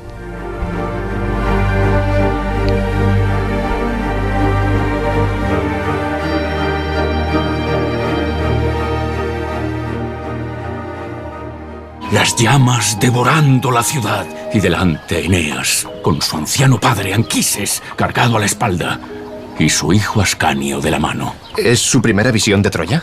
Querido colega, hay descubrimientos arqueológicos que empiezan a ver la luz antes siquiera de hundir una pala en la tierra. Ser Historia con Nacho Ares. Todo lo que quisiste saber de la historia, la madrugada del sábado al domingo en la cadena SER.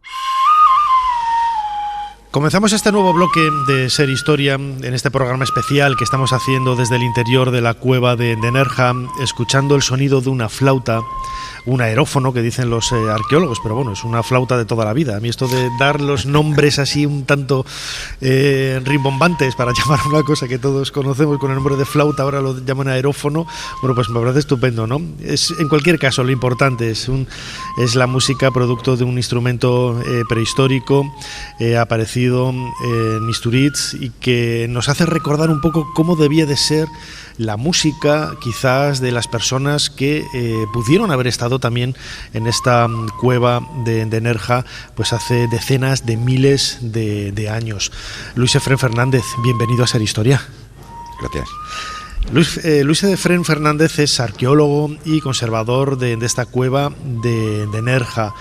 Lo comentábamos ahora al principio, ¿no? Quizás uno de los elementos que le da valor a la cueva precisamente es ese elemento humano, ¿no? El haber sido, lo vamos a descubrir con usted ahora, yo no sé si sacralizada, lugar de culto, lugar habitacional, pero esta cueva, ¿no? Nos ha permitido, nos ha legado, ¿no? Restos humanos y restos arqueológicos que nos hacen viajar en el tiempo a la prehistoria. Totalmente, es un compendio de todo lo que has comentado. Es un lugar de hábitat en sus zonas exteriores, es un lugar mágico de ritos en estas zonas en las que estamos, es un lugar de enterramiento. Ahora mismo estamos sentados sobre una enorme necrópolis de finales del Neolítico y comienzo del Calcolítico directamente. Es un lugar que reúne todo lo que es la magia del paisaje geológico natural subterráneo y al mismo tiempo de los mitos y de las creencias de los ancestros más antiguos de la humanidad. Claro, porque hay que recordar que el agujero, esa mina por donde entraron los muchachos en 1959, no era la entrada original de la cueva, había otro emplazamiento, ¿no? Corrígame si me equivoco. No, la cueva tiene las dos torcas, la mayor según hará 9.000 años aproximadamente, seguramente por un seísmo, pero presentaba aperturas al exterior, se comportaba sobre todo las salas de vestíbulo y de la mina como un gran abrigo, que era la zona iluminada y la zona que servía de protección y que es donde tenemos, al menos de momento, el mayor registro en la secuencia arqueológica documentada hasta la fecha. Imagino que en estos 60 años la excavación, precisamente el trabajo de investigación científica, como escuchábamos antes, ¿no? de la mano del presidente del patronato, Javier Salas, habrá sido muy intensa, ¿no? Especialmente, imagino que las últimas décadas, ¿no? Al principio era un poco más, yo he visto las imágenes del nodo, de las mises, bajando por la escalera y tal, era un poco más turístico y quizás no se hizo tanto... Sí, quedó un poco así, pero no es realmente del todo cierto, porque es don Manuel Pellicer precisamente quien empieza las primeras investigaciones que ahora lo llamaríamos excavaciones de urgencia o de emergencia, porque eran precisas para habilitar el acceso turístico. Se hicieron con cierta premura en su momento, con una metodología que obligaba a las circunstancias de los años 59-60, y realmente empieza, ahí arranca y no se detiene hasta la actualidad. O sea que de una forma u otra, a lo mejor no es una excavación directa, es una prospección o varias prospecciones, pero la investigación arqueológica en la cueva ha sido continuada. O sea que no ha tenido algún lapso de tiempo, más por cuestiones administrativas relacionadas con las normativas legales actuales, pero ha sido un continuo, y ahora pues sigue siendo un continuo por parte del equipo que tenemos en el Proyecto General de Investigación e incluso por parte de las 3 personas que estamos a cargo de la conservación de la cueva, que básicamente desarrollamos una interdisciplinaridad absoluta y evidentemente pues nuestra bióloga encuentra pinturas, nuestra geóloga encuentra enterramientos, y yo hago ya de ayudante de las dos, cosa que es una suerte. También es verdad, sí. Pero desde luego el trabajo es magnífico, ¿no? Lo comentábamos ahora por el estado de conservación y la museografía, ¿no? La puesta en escena, ¿no? del emplazamiento donde estamos, la cueva de Nerja. Lo comentábamos al principio, ¿no? Con Jesús Callejo en el cronovisor, la primera parte del programa. Las cuevas siempre han tenido un significado más allá del espacio habitacional, de refugio, un lugar sacralizado, un simbolismo también mágico. Esa vuelta es muy difícil, ¿no? Porque estamos en la prehistoria, no hay textos, tenemos que reinterpretar mucha de la poca información que nos han dejado los seres humanos de la prehistoria, pero eran espacios sagrados, como hoy para nosotros una iglesia, una catedral, ¿no? Incluso el propio aspecto físico de la cueva en algunas partes, como donde estamos, así lo refleja, ¿no? No hay más que mirar. No tienes más que mirar a tu alrededor para darte cuenta de lo que es este espacio. Claro. Lo que pasa es que tienes que ponerte en mentalidad de hace 25.000 años y pensar pues un poco lo que le pasó a nuestros descubridores. Sí. Como entras con una linterna de petaca y con otra linterna de servicio que te da muy poca luz, ahora la estamos viendo iluminada con luz. Claro, decían auxiliar. ellos que no, la luz no les llegaba al techo, no podían ver casi el techo porque no de la altura que tiene. Yo decía antes 20 y tantos metros. Claro, yo decía 20 metros, un poco más. Claro. Andará por los 22, más o menos. De memoria no me sé esas dimensiones, para eso están anotadas. Pero hazte una idea de lo que es entrar con una antorcha, con una lámpara de madera, de grasa de vegetal o animal, y adentrarse en estas profundidades, las siluetas, la magia, el movimiento de las pinturas. Ahora mismo, aparte de estar sentados sobre un enterramiento de la prehistoria reciente importante, estamos rodeados de pinturas, curiosamente. O sea, esta sala tiene de todo. Porque esta cueva tiene de todo en ese sentido, y no deja de darnos sorpresas. Es cuestión de tratarla con cariño, y como es evidentemente un recurso turístico importante, el turismo cultural y natural se ha ido incrementando en las últimas décadas de forma exponencial. Directamente, pues nuestra misión en este caso es intentar conservar ese equilibrio tan frágil entre la visitabilidad de la cavidad y la conservación de la misma, y para eso pues nuestra investigación, que es el proyecto general que tenemos autorizado, es parte de la premisa de conocer para conservar. Y es una investigación que se aplica directamente a la conservación, pero no solo del arte rupestre, del registro arqueológico, de la fantástica fauna troglobia que tenemos, y de la propia cavidad, que es el contenedor natural geológico. Lo comentábamos también, ¿no?, el problema de la datación de las pinturas, ¿no? Hace prácticamente 10 años, ¿no?, se lanzaron las campanas al vuelo, ¿no?, con esa datación de 40.000 años, 42.000 años de algunas de las pinturas, por unos restos de carbón, creo que era, aunque luego se rebajó, ¿no?, esa datación a los 20.000 años. Es muy difícil, ¿no?, en cualquier caso. Y se habló también de, claro, siendo tan antiguo, de que podrían haber sido neandertales, ¿no?, los que realizaron las pinturas. Bueno, de entrada lo que se datan son unos carbones bajo las focas. Sí, que podrían ser contemporáneos, si son focas, ¿no? monjes en el camarín de los pisciformes, para no liarnos, aunque la foca monje ha estado en nuestras costas hasta los años 50, que la presión demográfico-turística las hemos echado al mar de Alborán. Los carbones se datan y es por lo menos una presencia, ¿no? También están ahí en un punto de las dataciones que son fiables o no fiables. Y con esa cronología, pues tanto pueden ser los últimos neandertales como los primeros nosotros, la humanidad anatómicamente moderna, que es como ya antiguamente cromañones, para que nos entendamos un poco todos. O sea que ya era un poco dudoso, eso fue un poco también un poco de escándalo de prensa, porque la prensa pues interpreta y de vez en cuando las cosas por la vía sensacionalista. Por eso digo yo siempre que yo no soy periodista. La datación de las focas ya sé que soy arqueólogo. Que la datación de las focas pues nos está dando precisamente grandes problemas, porque están pintadas con pigmento inorgánico, es óxido de hierro. Si tuvo algún aglutinante orgánico que pudiera permitirnos datarlo por de carbono, se ha perdido. Y en ese caso, en el caso de la litología de la cueva es tan sumamente compleja, pues no sabemos si es el lixiviado o que son formaciones de carbonato en espacio abierto.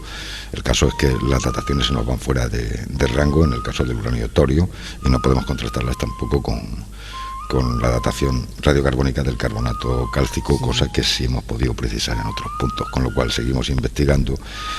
Estamos analizando un poco los microcristales de calcita para ver cómo se comportan y cómo se comporta el uranio torio en esa parte de la cavidad, cuando realmente hay otras zonas, como el acceso precisamente a esta sala, donde sí tenemos registrados los signos más antiguos pictográficos de la cueva, que son una serie de digitaciones en la entrada de la sala, que se nos van al 25.000 antes del presente, en el Gravetiense, paleolítico superior en condiciones, y que además nos coincide precisamente con lo que tenemos registrado en la base de la secuencia arqueológica investigada hasta la fecha, es el Gravetiense.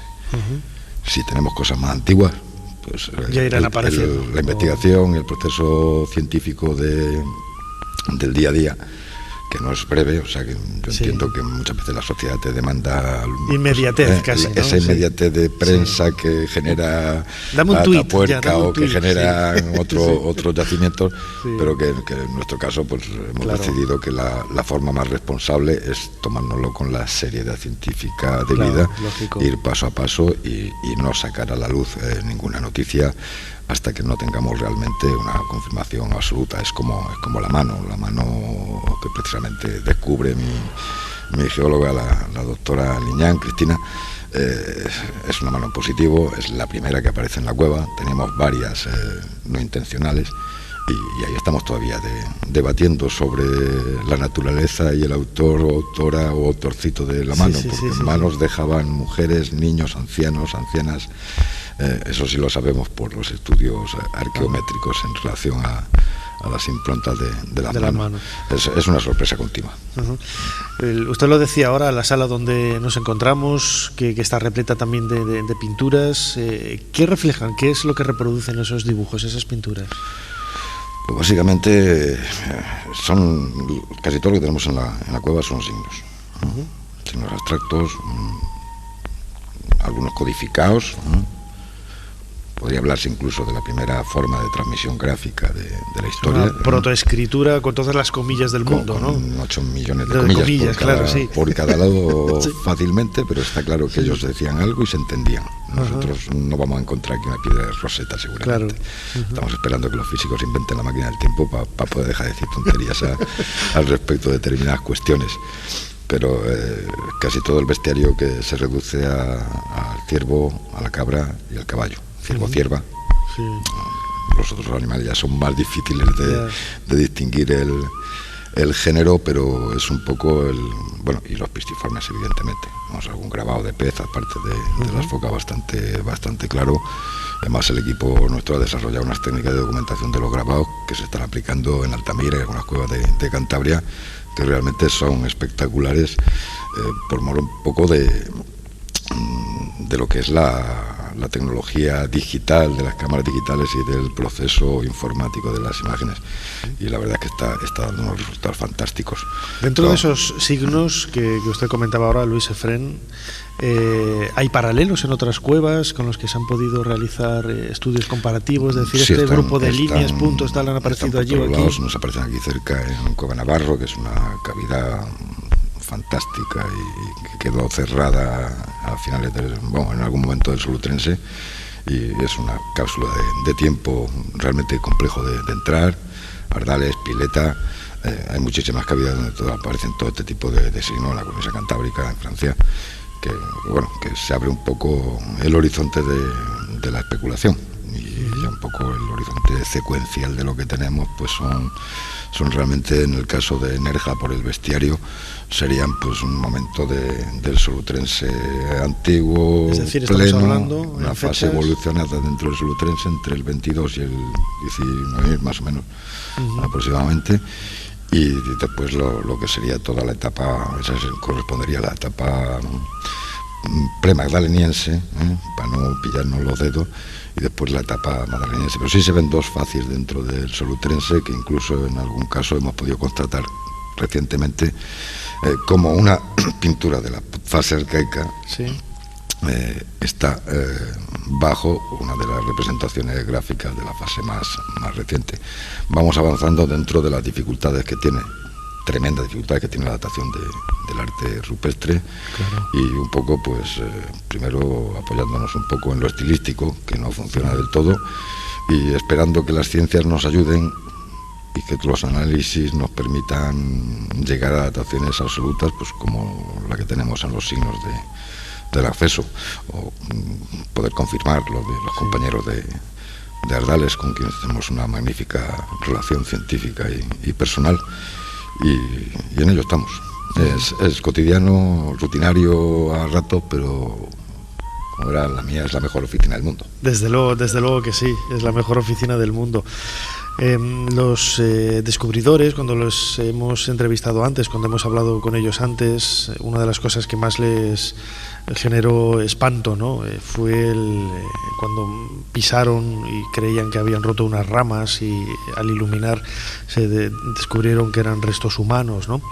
De un enterramiento, que ellos pensaban de una persona que se hubiera podido perder, como podría ser su caso, ¿no? Si no salían con celeridad de aquel lugar. Luego me comentaban que eran restos humanos de hace 6.000 años. Estamos encima de esa necrópolis, como decía ahora Luis Efrén, arqueólogo. ¿En qué época estamos? ¿Qué es lo que ha aparecido en esos enterramientos? Imagino que habrán hecho un estudio también forense, ¿no? de todos ellos. ¿Qué información tenemos? Pues la verdad es que en los últimos tiempos lo que son los aspectos funerarios de la prehistoria reciente están resultando altamente significativos. Hace poco que cerramos el Año Internacional de la Cuevas y el CARS, y el doctor Durán Balsero del INME pues nos comentaba porque hicimos una presentación, una pequeña conferencia en Málaga, que como los pequeños detalles que estamos recuperando nos están permitiendo hacer un dibujo de un mosaico bastante complejo. Tienes que tener en cuenta que el año 59, año 60, la mentalidad de la España de aquella época, pues se produjo un expolio, un vaciado bastante intenso de cosas que se veían en superficie. Manolo, Pepe, José Luis, Miguel pisan unos enterramientos, hemos podido datarlos. Recientemente apareció una pieza dental que se nos va al 4000 antes del presente, a caballo entre el neolítico entre el calcolítico y la edad del bronce, que es el momento en el que se cierra la cavidad. Y la verdad es que por lo demás recientemente en todas estas zonas hemos identificado como en los divertículos pues hay una serie de enterramientos. Lo que estamos pisando ahora mismo es excepcional. Nosotros nos conocimos, creo que cuando yo estaba excavando Arroyo Saladillo en la vega de Antequera, pues aquí hay 2 túmulos pigmentados iguales que los de Arroyo Saladillo, que ya por las dataciones sabemos que son protomegalíticos, pero se puede abundar más porque siempre hemos hablado del origen de los ritos megalíticos y las estructuras megalíticas en las cuevas naturales. Un poquito más allá tenemos una gran diaclasa, una gran grieta que se genera entre los bloques del caos de la bloquera de terremotos continuados que ha experimentado la zona. Pues hemos descubierto que ellos compartimentaron el espacio de forma artificial utilizando espeleotemas, estalactitas desprendidas del techo, y generaron lo que es un corredor y una cámara donde alojaron enterramientos y donde alojaron ajuares, y precisamente con mi compañera Yolanda del Rosal pudimos documentar en unos espacios pues, unos materiales realmente impresionantes que van desde el neolítico pleno hasta ese origen. O sea que estamos en Málaga, Saladillo, la bahía de Cádiz, el aeropuerto de Málaga, en la bahía de Málaga, es una de las cunas del megalitismo. O sea que nos estamos llevando un poco el gato al agua, y cuando tienes la suerte, que es mi caso, de haber estado en la vega de Antequera, de tener por compañero y tutor de tesis a Eduardo Vijande, por ejemplo, y haber colaborado con los compañeros que excavaron la segunda pista del aeropuerto, y pues recalar en Nerja más como arqueólogo que como conservador en este caso, y ver que tiene esas estructuras, que tienen unas dataciones similares y que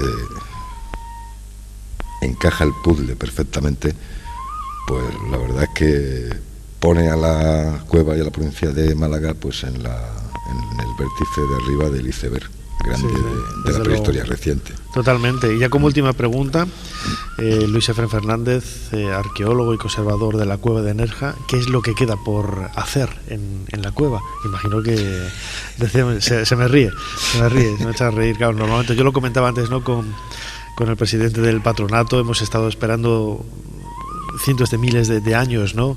Y hoy la estamos disfrutando. Imagino que habrá trabajo, bueno, pues interminable, ¿no? por realizar.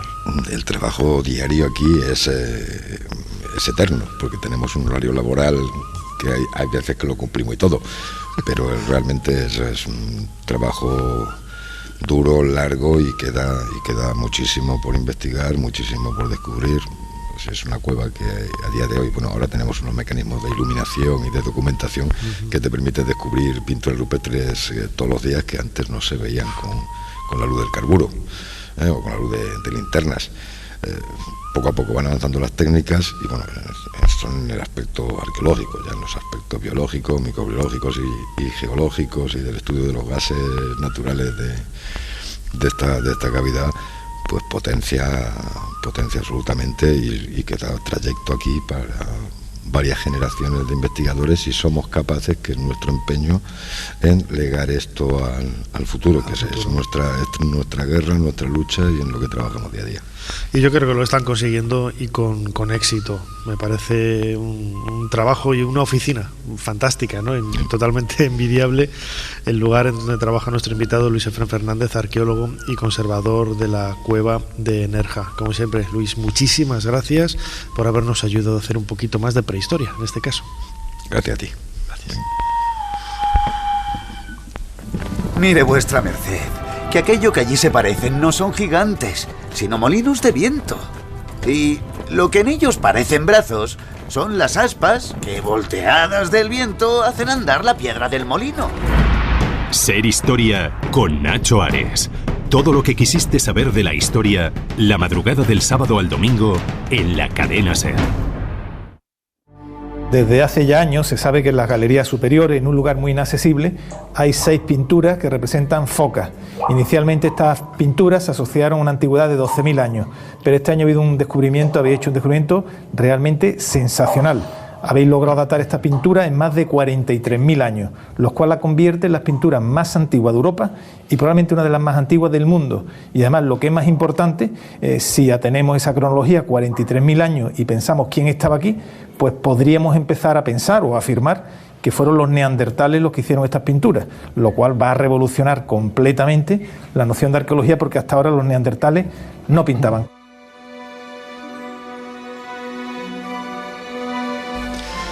Escuchábamos un fragmento de Arqueomanía, esa serie de televisión maravillosa de mi buen amigo Manuel Pimentel, en donde se tomaba, ¿no?, la noticia de la datación de esas pinturas de unas focas hace 43.000 años. Luego se demostró, ¿no?, que eran un poco más modernas, ¿no?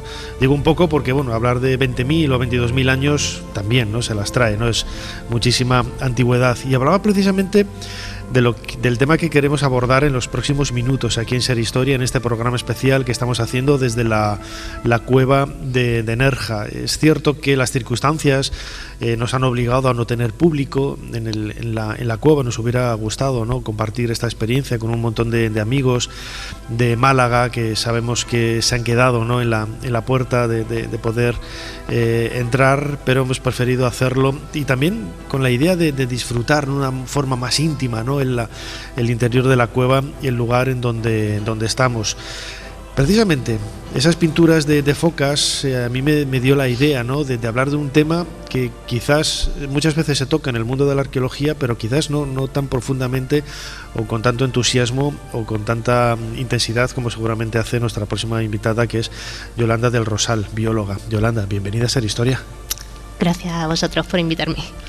Yolanda, lo comentábamos ahora, ¿no? Quizás los animales siempre han estado al lado del ser humano, pero nunca les hemos prestado tanta atención, ¿no? Siempre hablamos de la historia del ser humano casi como si fuera solo por el mundo, ¿no? Pero somos parte de esa comunidad natural donde los animales desempeñan lógicamente un papel, no voy a decir que igual, ¿no?, porque la historia, y en este caso la prehistoria, es el relato de los acontecimientos protagonizados por el ser humano, ¿no? Pero ese ser humano no sería ser humano si no estuviera rodeado de esos animales, ¿no? Sí, sin duda. Los animales y los seres vivos en general han acompañado al ser humano a lo largo de la historia, y en el caso de la cueva de Nerja, incluso muchísimo antes de que el ser humano se adentrara en ella, ya había otro tipo de seres vivos que estaban habitándola y haciendo uso de este medio natural, y hoy día siguen haciéndolo. Es lo que te iba a preguntar, ¿no? Hemos escuchado hablar luego antes con Luis, de esas pinturas de caballos, de ciervos, las focas. ¿Qué animales son los que aparecen representados en las pinturas de la cueva? Pues hay todo, realmente el porcentaje de animales en relación al porcentaje de signos es muy inferior, aproximadamente un 2-3% de figuras son animales. En cuanto a qué tipo de animales, pues aparte de las focas también hay representado ciervos, ciervas, caballos, uros, Todo eso puede encontrar en el bestiario y nuestra cabra, que es el logo de la fundación. Imagino que todos esos animales estarían en el entorno natural e interactuarían, ¿no?, en la vida diaria con los habitantes de la cueva o de la comarca. Sí, claro, sin duda formaban parte de su día a día, sobre todo en un principio a través de la propia alimentación y bueno, más tarde pues la domesticación, ayudando en la agricultura. Todo eso nos lo han transmitido nuestros arqueólogos y sin duda en la cueva también hay un registro de fauna prehistórica verdaderamente importante. ¿De qué forma? Imagino que de restos, iba a decir restos humanos, no, restos de animales, ¿no? ¿Qué es lo que habéis encontrado aquí en la cueva, además de pinturas que nos permite investigar cómo era la fauna de aquella época? Realmente los que se dedican a investigar son arqueólogos. Mi trabajo en la cueva no es el de un arqueólogo dedicado a la fauna. Mi trabajo es en relación a la conservación desde el punto de vista biológico. O sea, mis seres vivos son actuales. Me encargo de cuidar los seres vivos que hay actualmente en la cueva. Pero sí que es verdad que en cuanto al registro de fauna de la cueva, una de las cosas que llama muchísimo la atención es lo bien conservado que están esos restos, tanto óseos o como en el caso de peces se llegan a encontrar incluso escamas en perfecto estado de conservación, porque nos informan de qué tipo de fauna rodeaba a las sociedades que utilizaban la cueva en toda la época de la prehistoria y también en cuanto a qué recursos marinos utilizaban y en qué momento. Me parece apasionante, ¿no? Por la historia de esas decenas de miles de años, ¿no?, en donde la cueva ha sido habitada y hoy no está habitada, pero de alguna forma también, ¿no?, porque estamos nosotros aquí y está siendo utilizada no solamente por seres humanos, sino también por animales. ¿Qué tipo de fauna encontramos ahora en la cueva? Pues la cueva tiene, no solamente esta cueva, todas las cuevas tienen un tipo de fauna que se denomina la fauna troglobia, que es específica de... ¿La fauna cómo? ¿Que es troglobia. Troglobia, sí.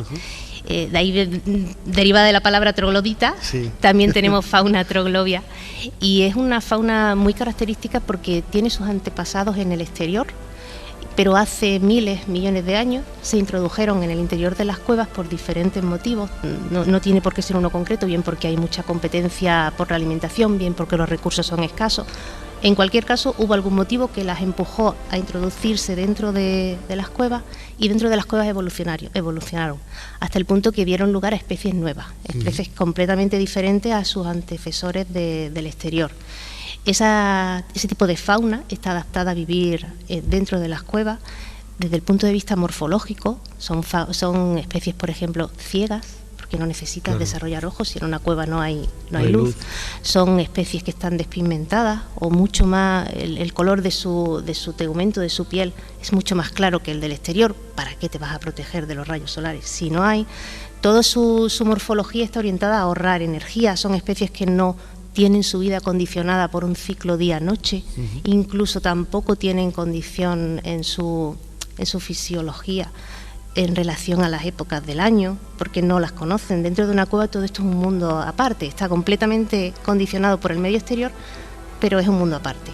Entonces ese tipo de animales pues habitan las cuevas y dentro de las cuevas de Nerja también existe ese tipo de fauna y en ese conjunto de animales incluso se encuentran especies endémicas de la cueva de Nerja, o sea que son exclusivas de aquí. Han sido exclusivas y siguen siendo exclusivas de la cueva de Nerja. Bueno, los los chicos que descubrieron la cueva precisamente fue porque vinieron aquí a cazar murciélagos, que imagino que seguirán por aquí. ¿Sigue habiendo murciélagos? Sigue habiendo murciélagos, lo que sí es cierto que no están en la cantidad que había cuando los descubridores nos hablan del momento del descubrimiento. Eran cientos de miles de murciélagos los que salían a través de las torcas y hoy día realmente esa colonia de murciélagos se ha reducido, pero no solamente en esta cueva. A nivel mundial los murciélagos, y en España concretamente, están todos protegidos porque han reducido muchísimo su número. En el caso de la cueva de Nerja sigue habiendo presencia de murciélagos, pero es muy esporádica. No lo usan como una zona para reproducirse, para hibernar durante el invierno. La utilizan más bien como zona de paso.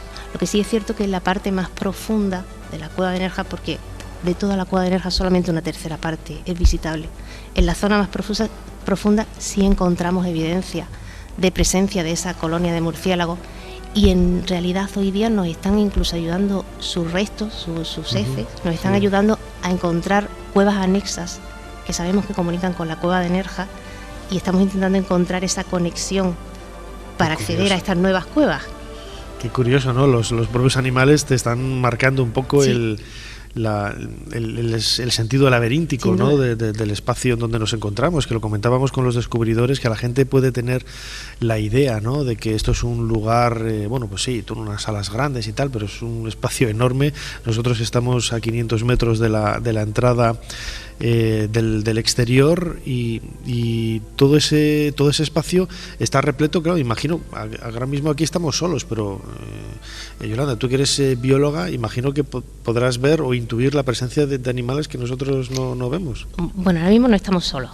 Como humanos sí, pero sí es cierto, cuando te hablo de especies Toroglobias, en la cueva de Nerja esas especies se refieren a pequeños artrópodos, no te estoy hablando de mamíferos, que en otras cuevas sí puede haber peces o anfibios, pero en la cueva de Nerja son pequeños artrópodos, pero podemos hablar de importantes colonias a lo largo de toda la cueva y no solamente en la parte no visitable, que puedes pensar, bueno, como no hay visitas, quizás están allí. No, en la zona visitable todo está rodeado, lo que sí es cierto que cuando le apagan las luces y los visitantes salen, es muchísimo más fácil verlo.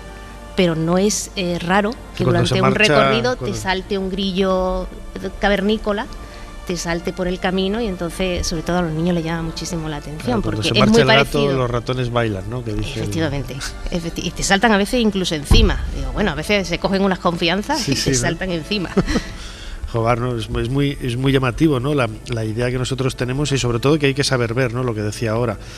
Vosotros los biólogos que cuidáis con tanto tino, con tanto cariño este espacio natural, con tanta historia detrás, ¿qué información os está contando este tipo de fauna? Imagino que vale, esa información que quizás puede aportar datos del estado actual de la cueva, pero también es información que se puede retrotraer al pasado para conocer cómo era la cueva hace miles de años. Sí, se puede utilizar este tipo de fauna para ver sobre todo cómo eran sus antecesores y por qué se introdujeron. Entonces, a partir de ahí puedes extraer conclusiones en cuanto a qué pasó en el entorno de la cueva hace miles de años, cuando estas especies todavía no la habitaban. Pero no solamente utilizamos, en cuanto a la fauna, quizás es lo más atractivo, es lo que cuando tú hablas de biología de un medio, siempre te vas a la fauna. Sí. Pero realmente, además de esa fauna, existe un conjunto completo de seres vivos que, gracias a todos esos seres vivos y a su equilibrio, podemos conservar la cueva. O sea, la información que nos dan es constante. De hecho, en esta mesa se ha puesto ya de manifiesto que la cueva parece una catedral, pero realmente no es una catedral. ¿Qué es la diferencia de una catedral? La cueva es un medio vivo, porque no es solamente todo el conjunto de estalactitas, de estalagmitas, de columnas que se ven que es precioso. Ese es el envase, ese es el medio geológico. Pero dentro habita todo un conjunto de seres vivos, un ecosistema que está interactuando constantemente, tanto entre ellos como con el medio físico, pero además con el agravante, que es un ecosistema en el que entra y sale energía que debe mantenerse en equilibrio.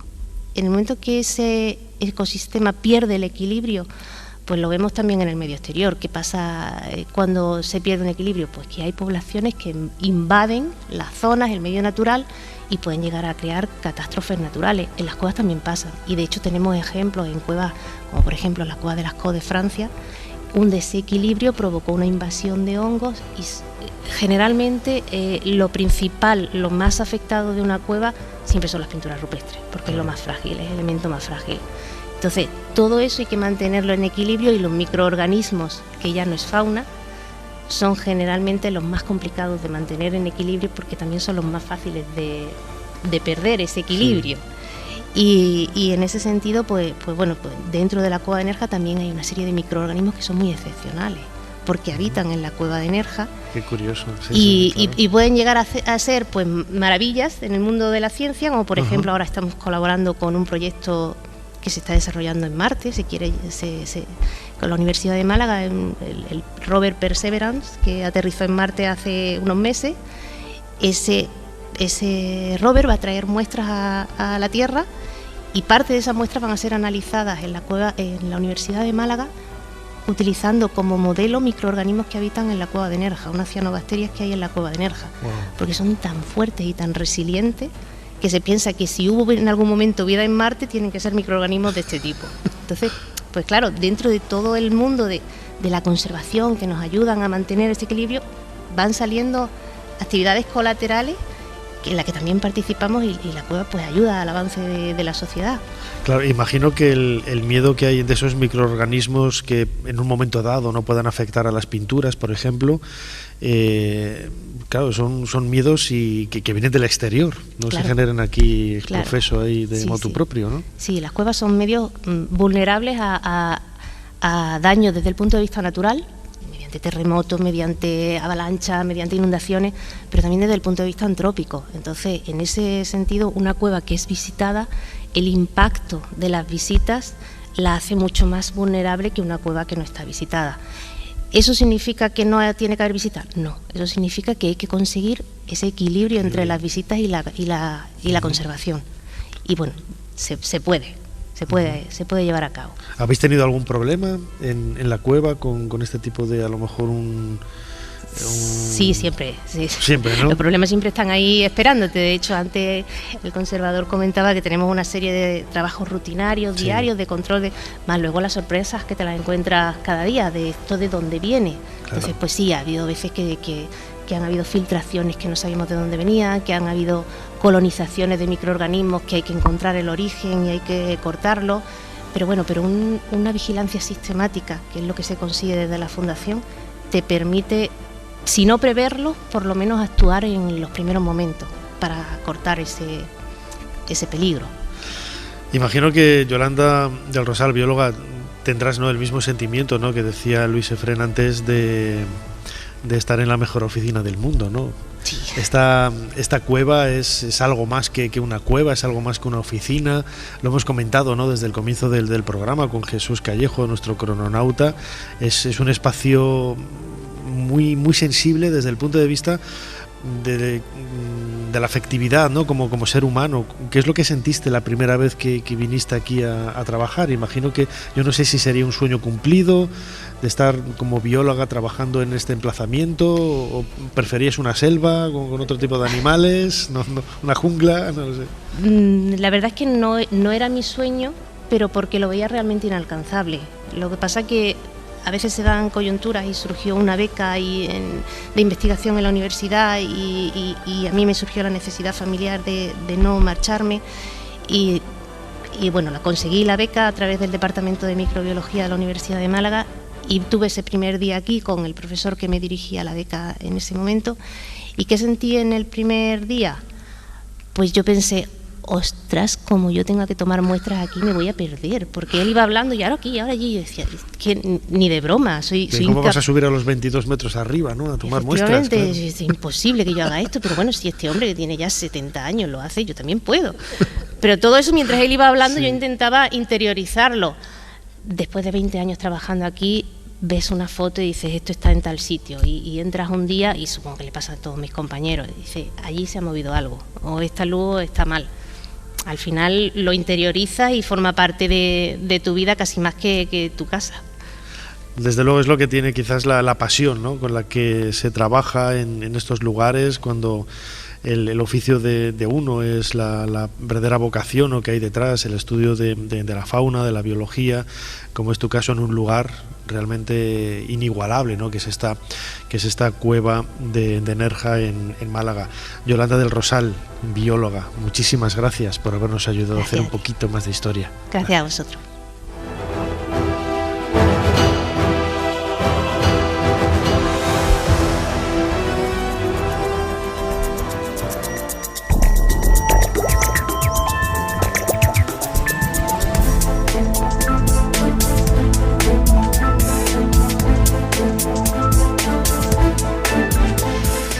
Hasta aquí este programa especial de Ser Historia que hemos realizado en el corazón de la cueva de Nerja en Málaga. Lo decía antes, no hace unos minutos, lamento muchísimo la imposibilidad de que haya habido público, como hacemos siempre en todas las salidas que tenemos en Ser Historia. Yo creo que es la primera vez que hacemos un programa sin público, pero bueno, el estar en una cueva, el estar en este lugar tan amplio, con esos 22 metros de altura que decíamos ahora, no deja de ser un lugar cerrado, un lugar maravilloso, un lugar mágico, pero invitamos a todos los que nos están escuchando a que viajen viajen hasta Málaga, hasta Nerja y visiten esta cueva absolutamente espectacular que acaba de cumplir 63 años de su descubrimiento. Tiene redescubrimiento, habría que decir, porque ya fue descubierta hace decenas de miles de años por los primeros seres humanos que la habitaron y que la utilizaron como emplazamiento para sus enterramientos. Este programa no hubiera sido posible sin el patrocinio precisamente de la cueva de Nerja, y quería dar especialmente las gracias a los compañeros de SER Málaga y de Radio Asarquía, pues por todo el cariño y el empeño en las últimas semanas para poder realizar este sueño, como decíamos Jesús y yo al principio, en un marco incomparable. Quería dar las gracias a José Manuel Atencia, que es el director de SER Málaga, Jesús Sánchez, compañero también de SER Málaga, y en los mandos técnicos de esta máquina del tiempo a JJ Blanes y a Paco Pino, Francisco Pino, que han estado impecables a lo largo de este programa en un lugar que, como digo, parece que no, pero tiene muchos problemas desde el punto de vista técnico, y que me consta que no es fácil hacer un programa de radio en este emplazamiento. A todos ellos, muchísimas gracias, infinitas gracias. Como siempre, Fermín Agustí está en la producción del programa, Ana Caballero al control de las redes sociales, y delante del micrófono vuestro humilde servidor Nacho Ares. Les dejamos con más cosas, con más entretenimiento aquí en la cadena SER. Hasta la semana que viene. Suscríbete a SER Historia. Todos los episodios y contenidos adicionales en la app de Cadena SER y en nuestros canales de Apple Podcast, Spotify, iVoox, Google Podcast y YouTube. Escúchanos en directo en la SER los domingos a la 1:30 de la madrugada. Cadena SER. La radio.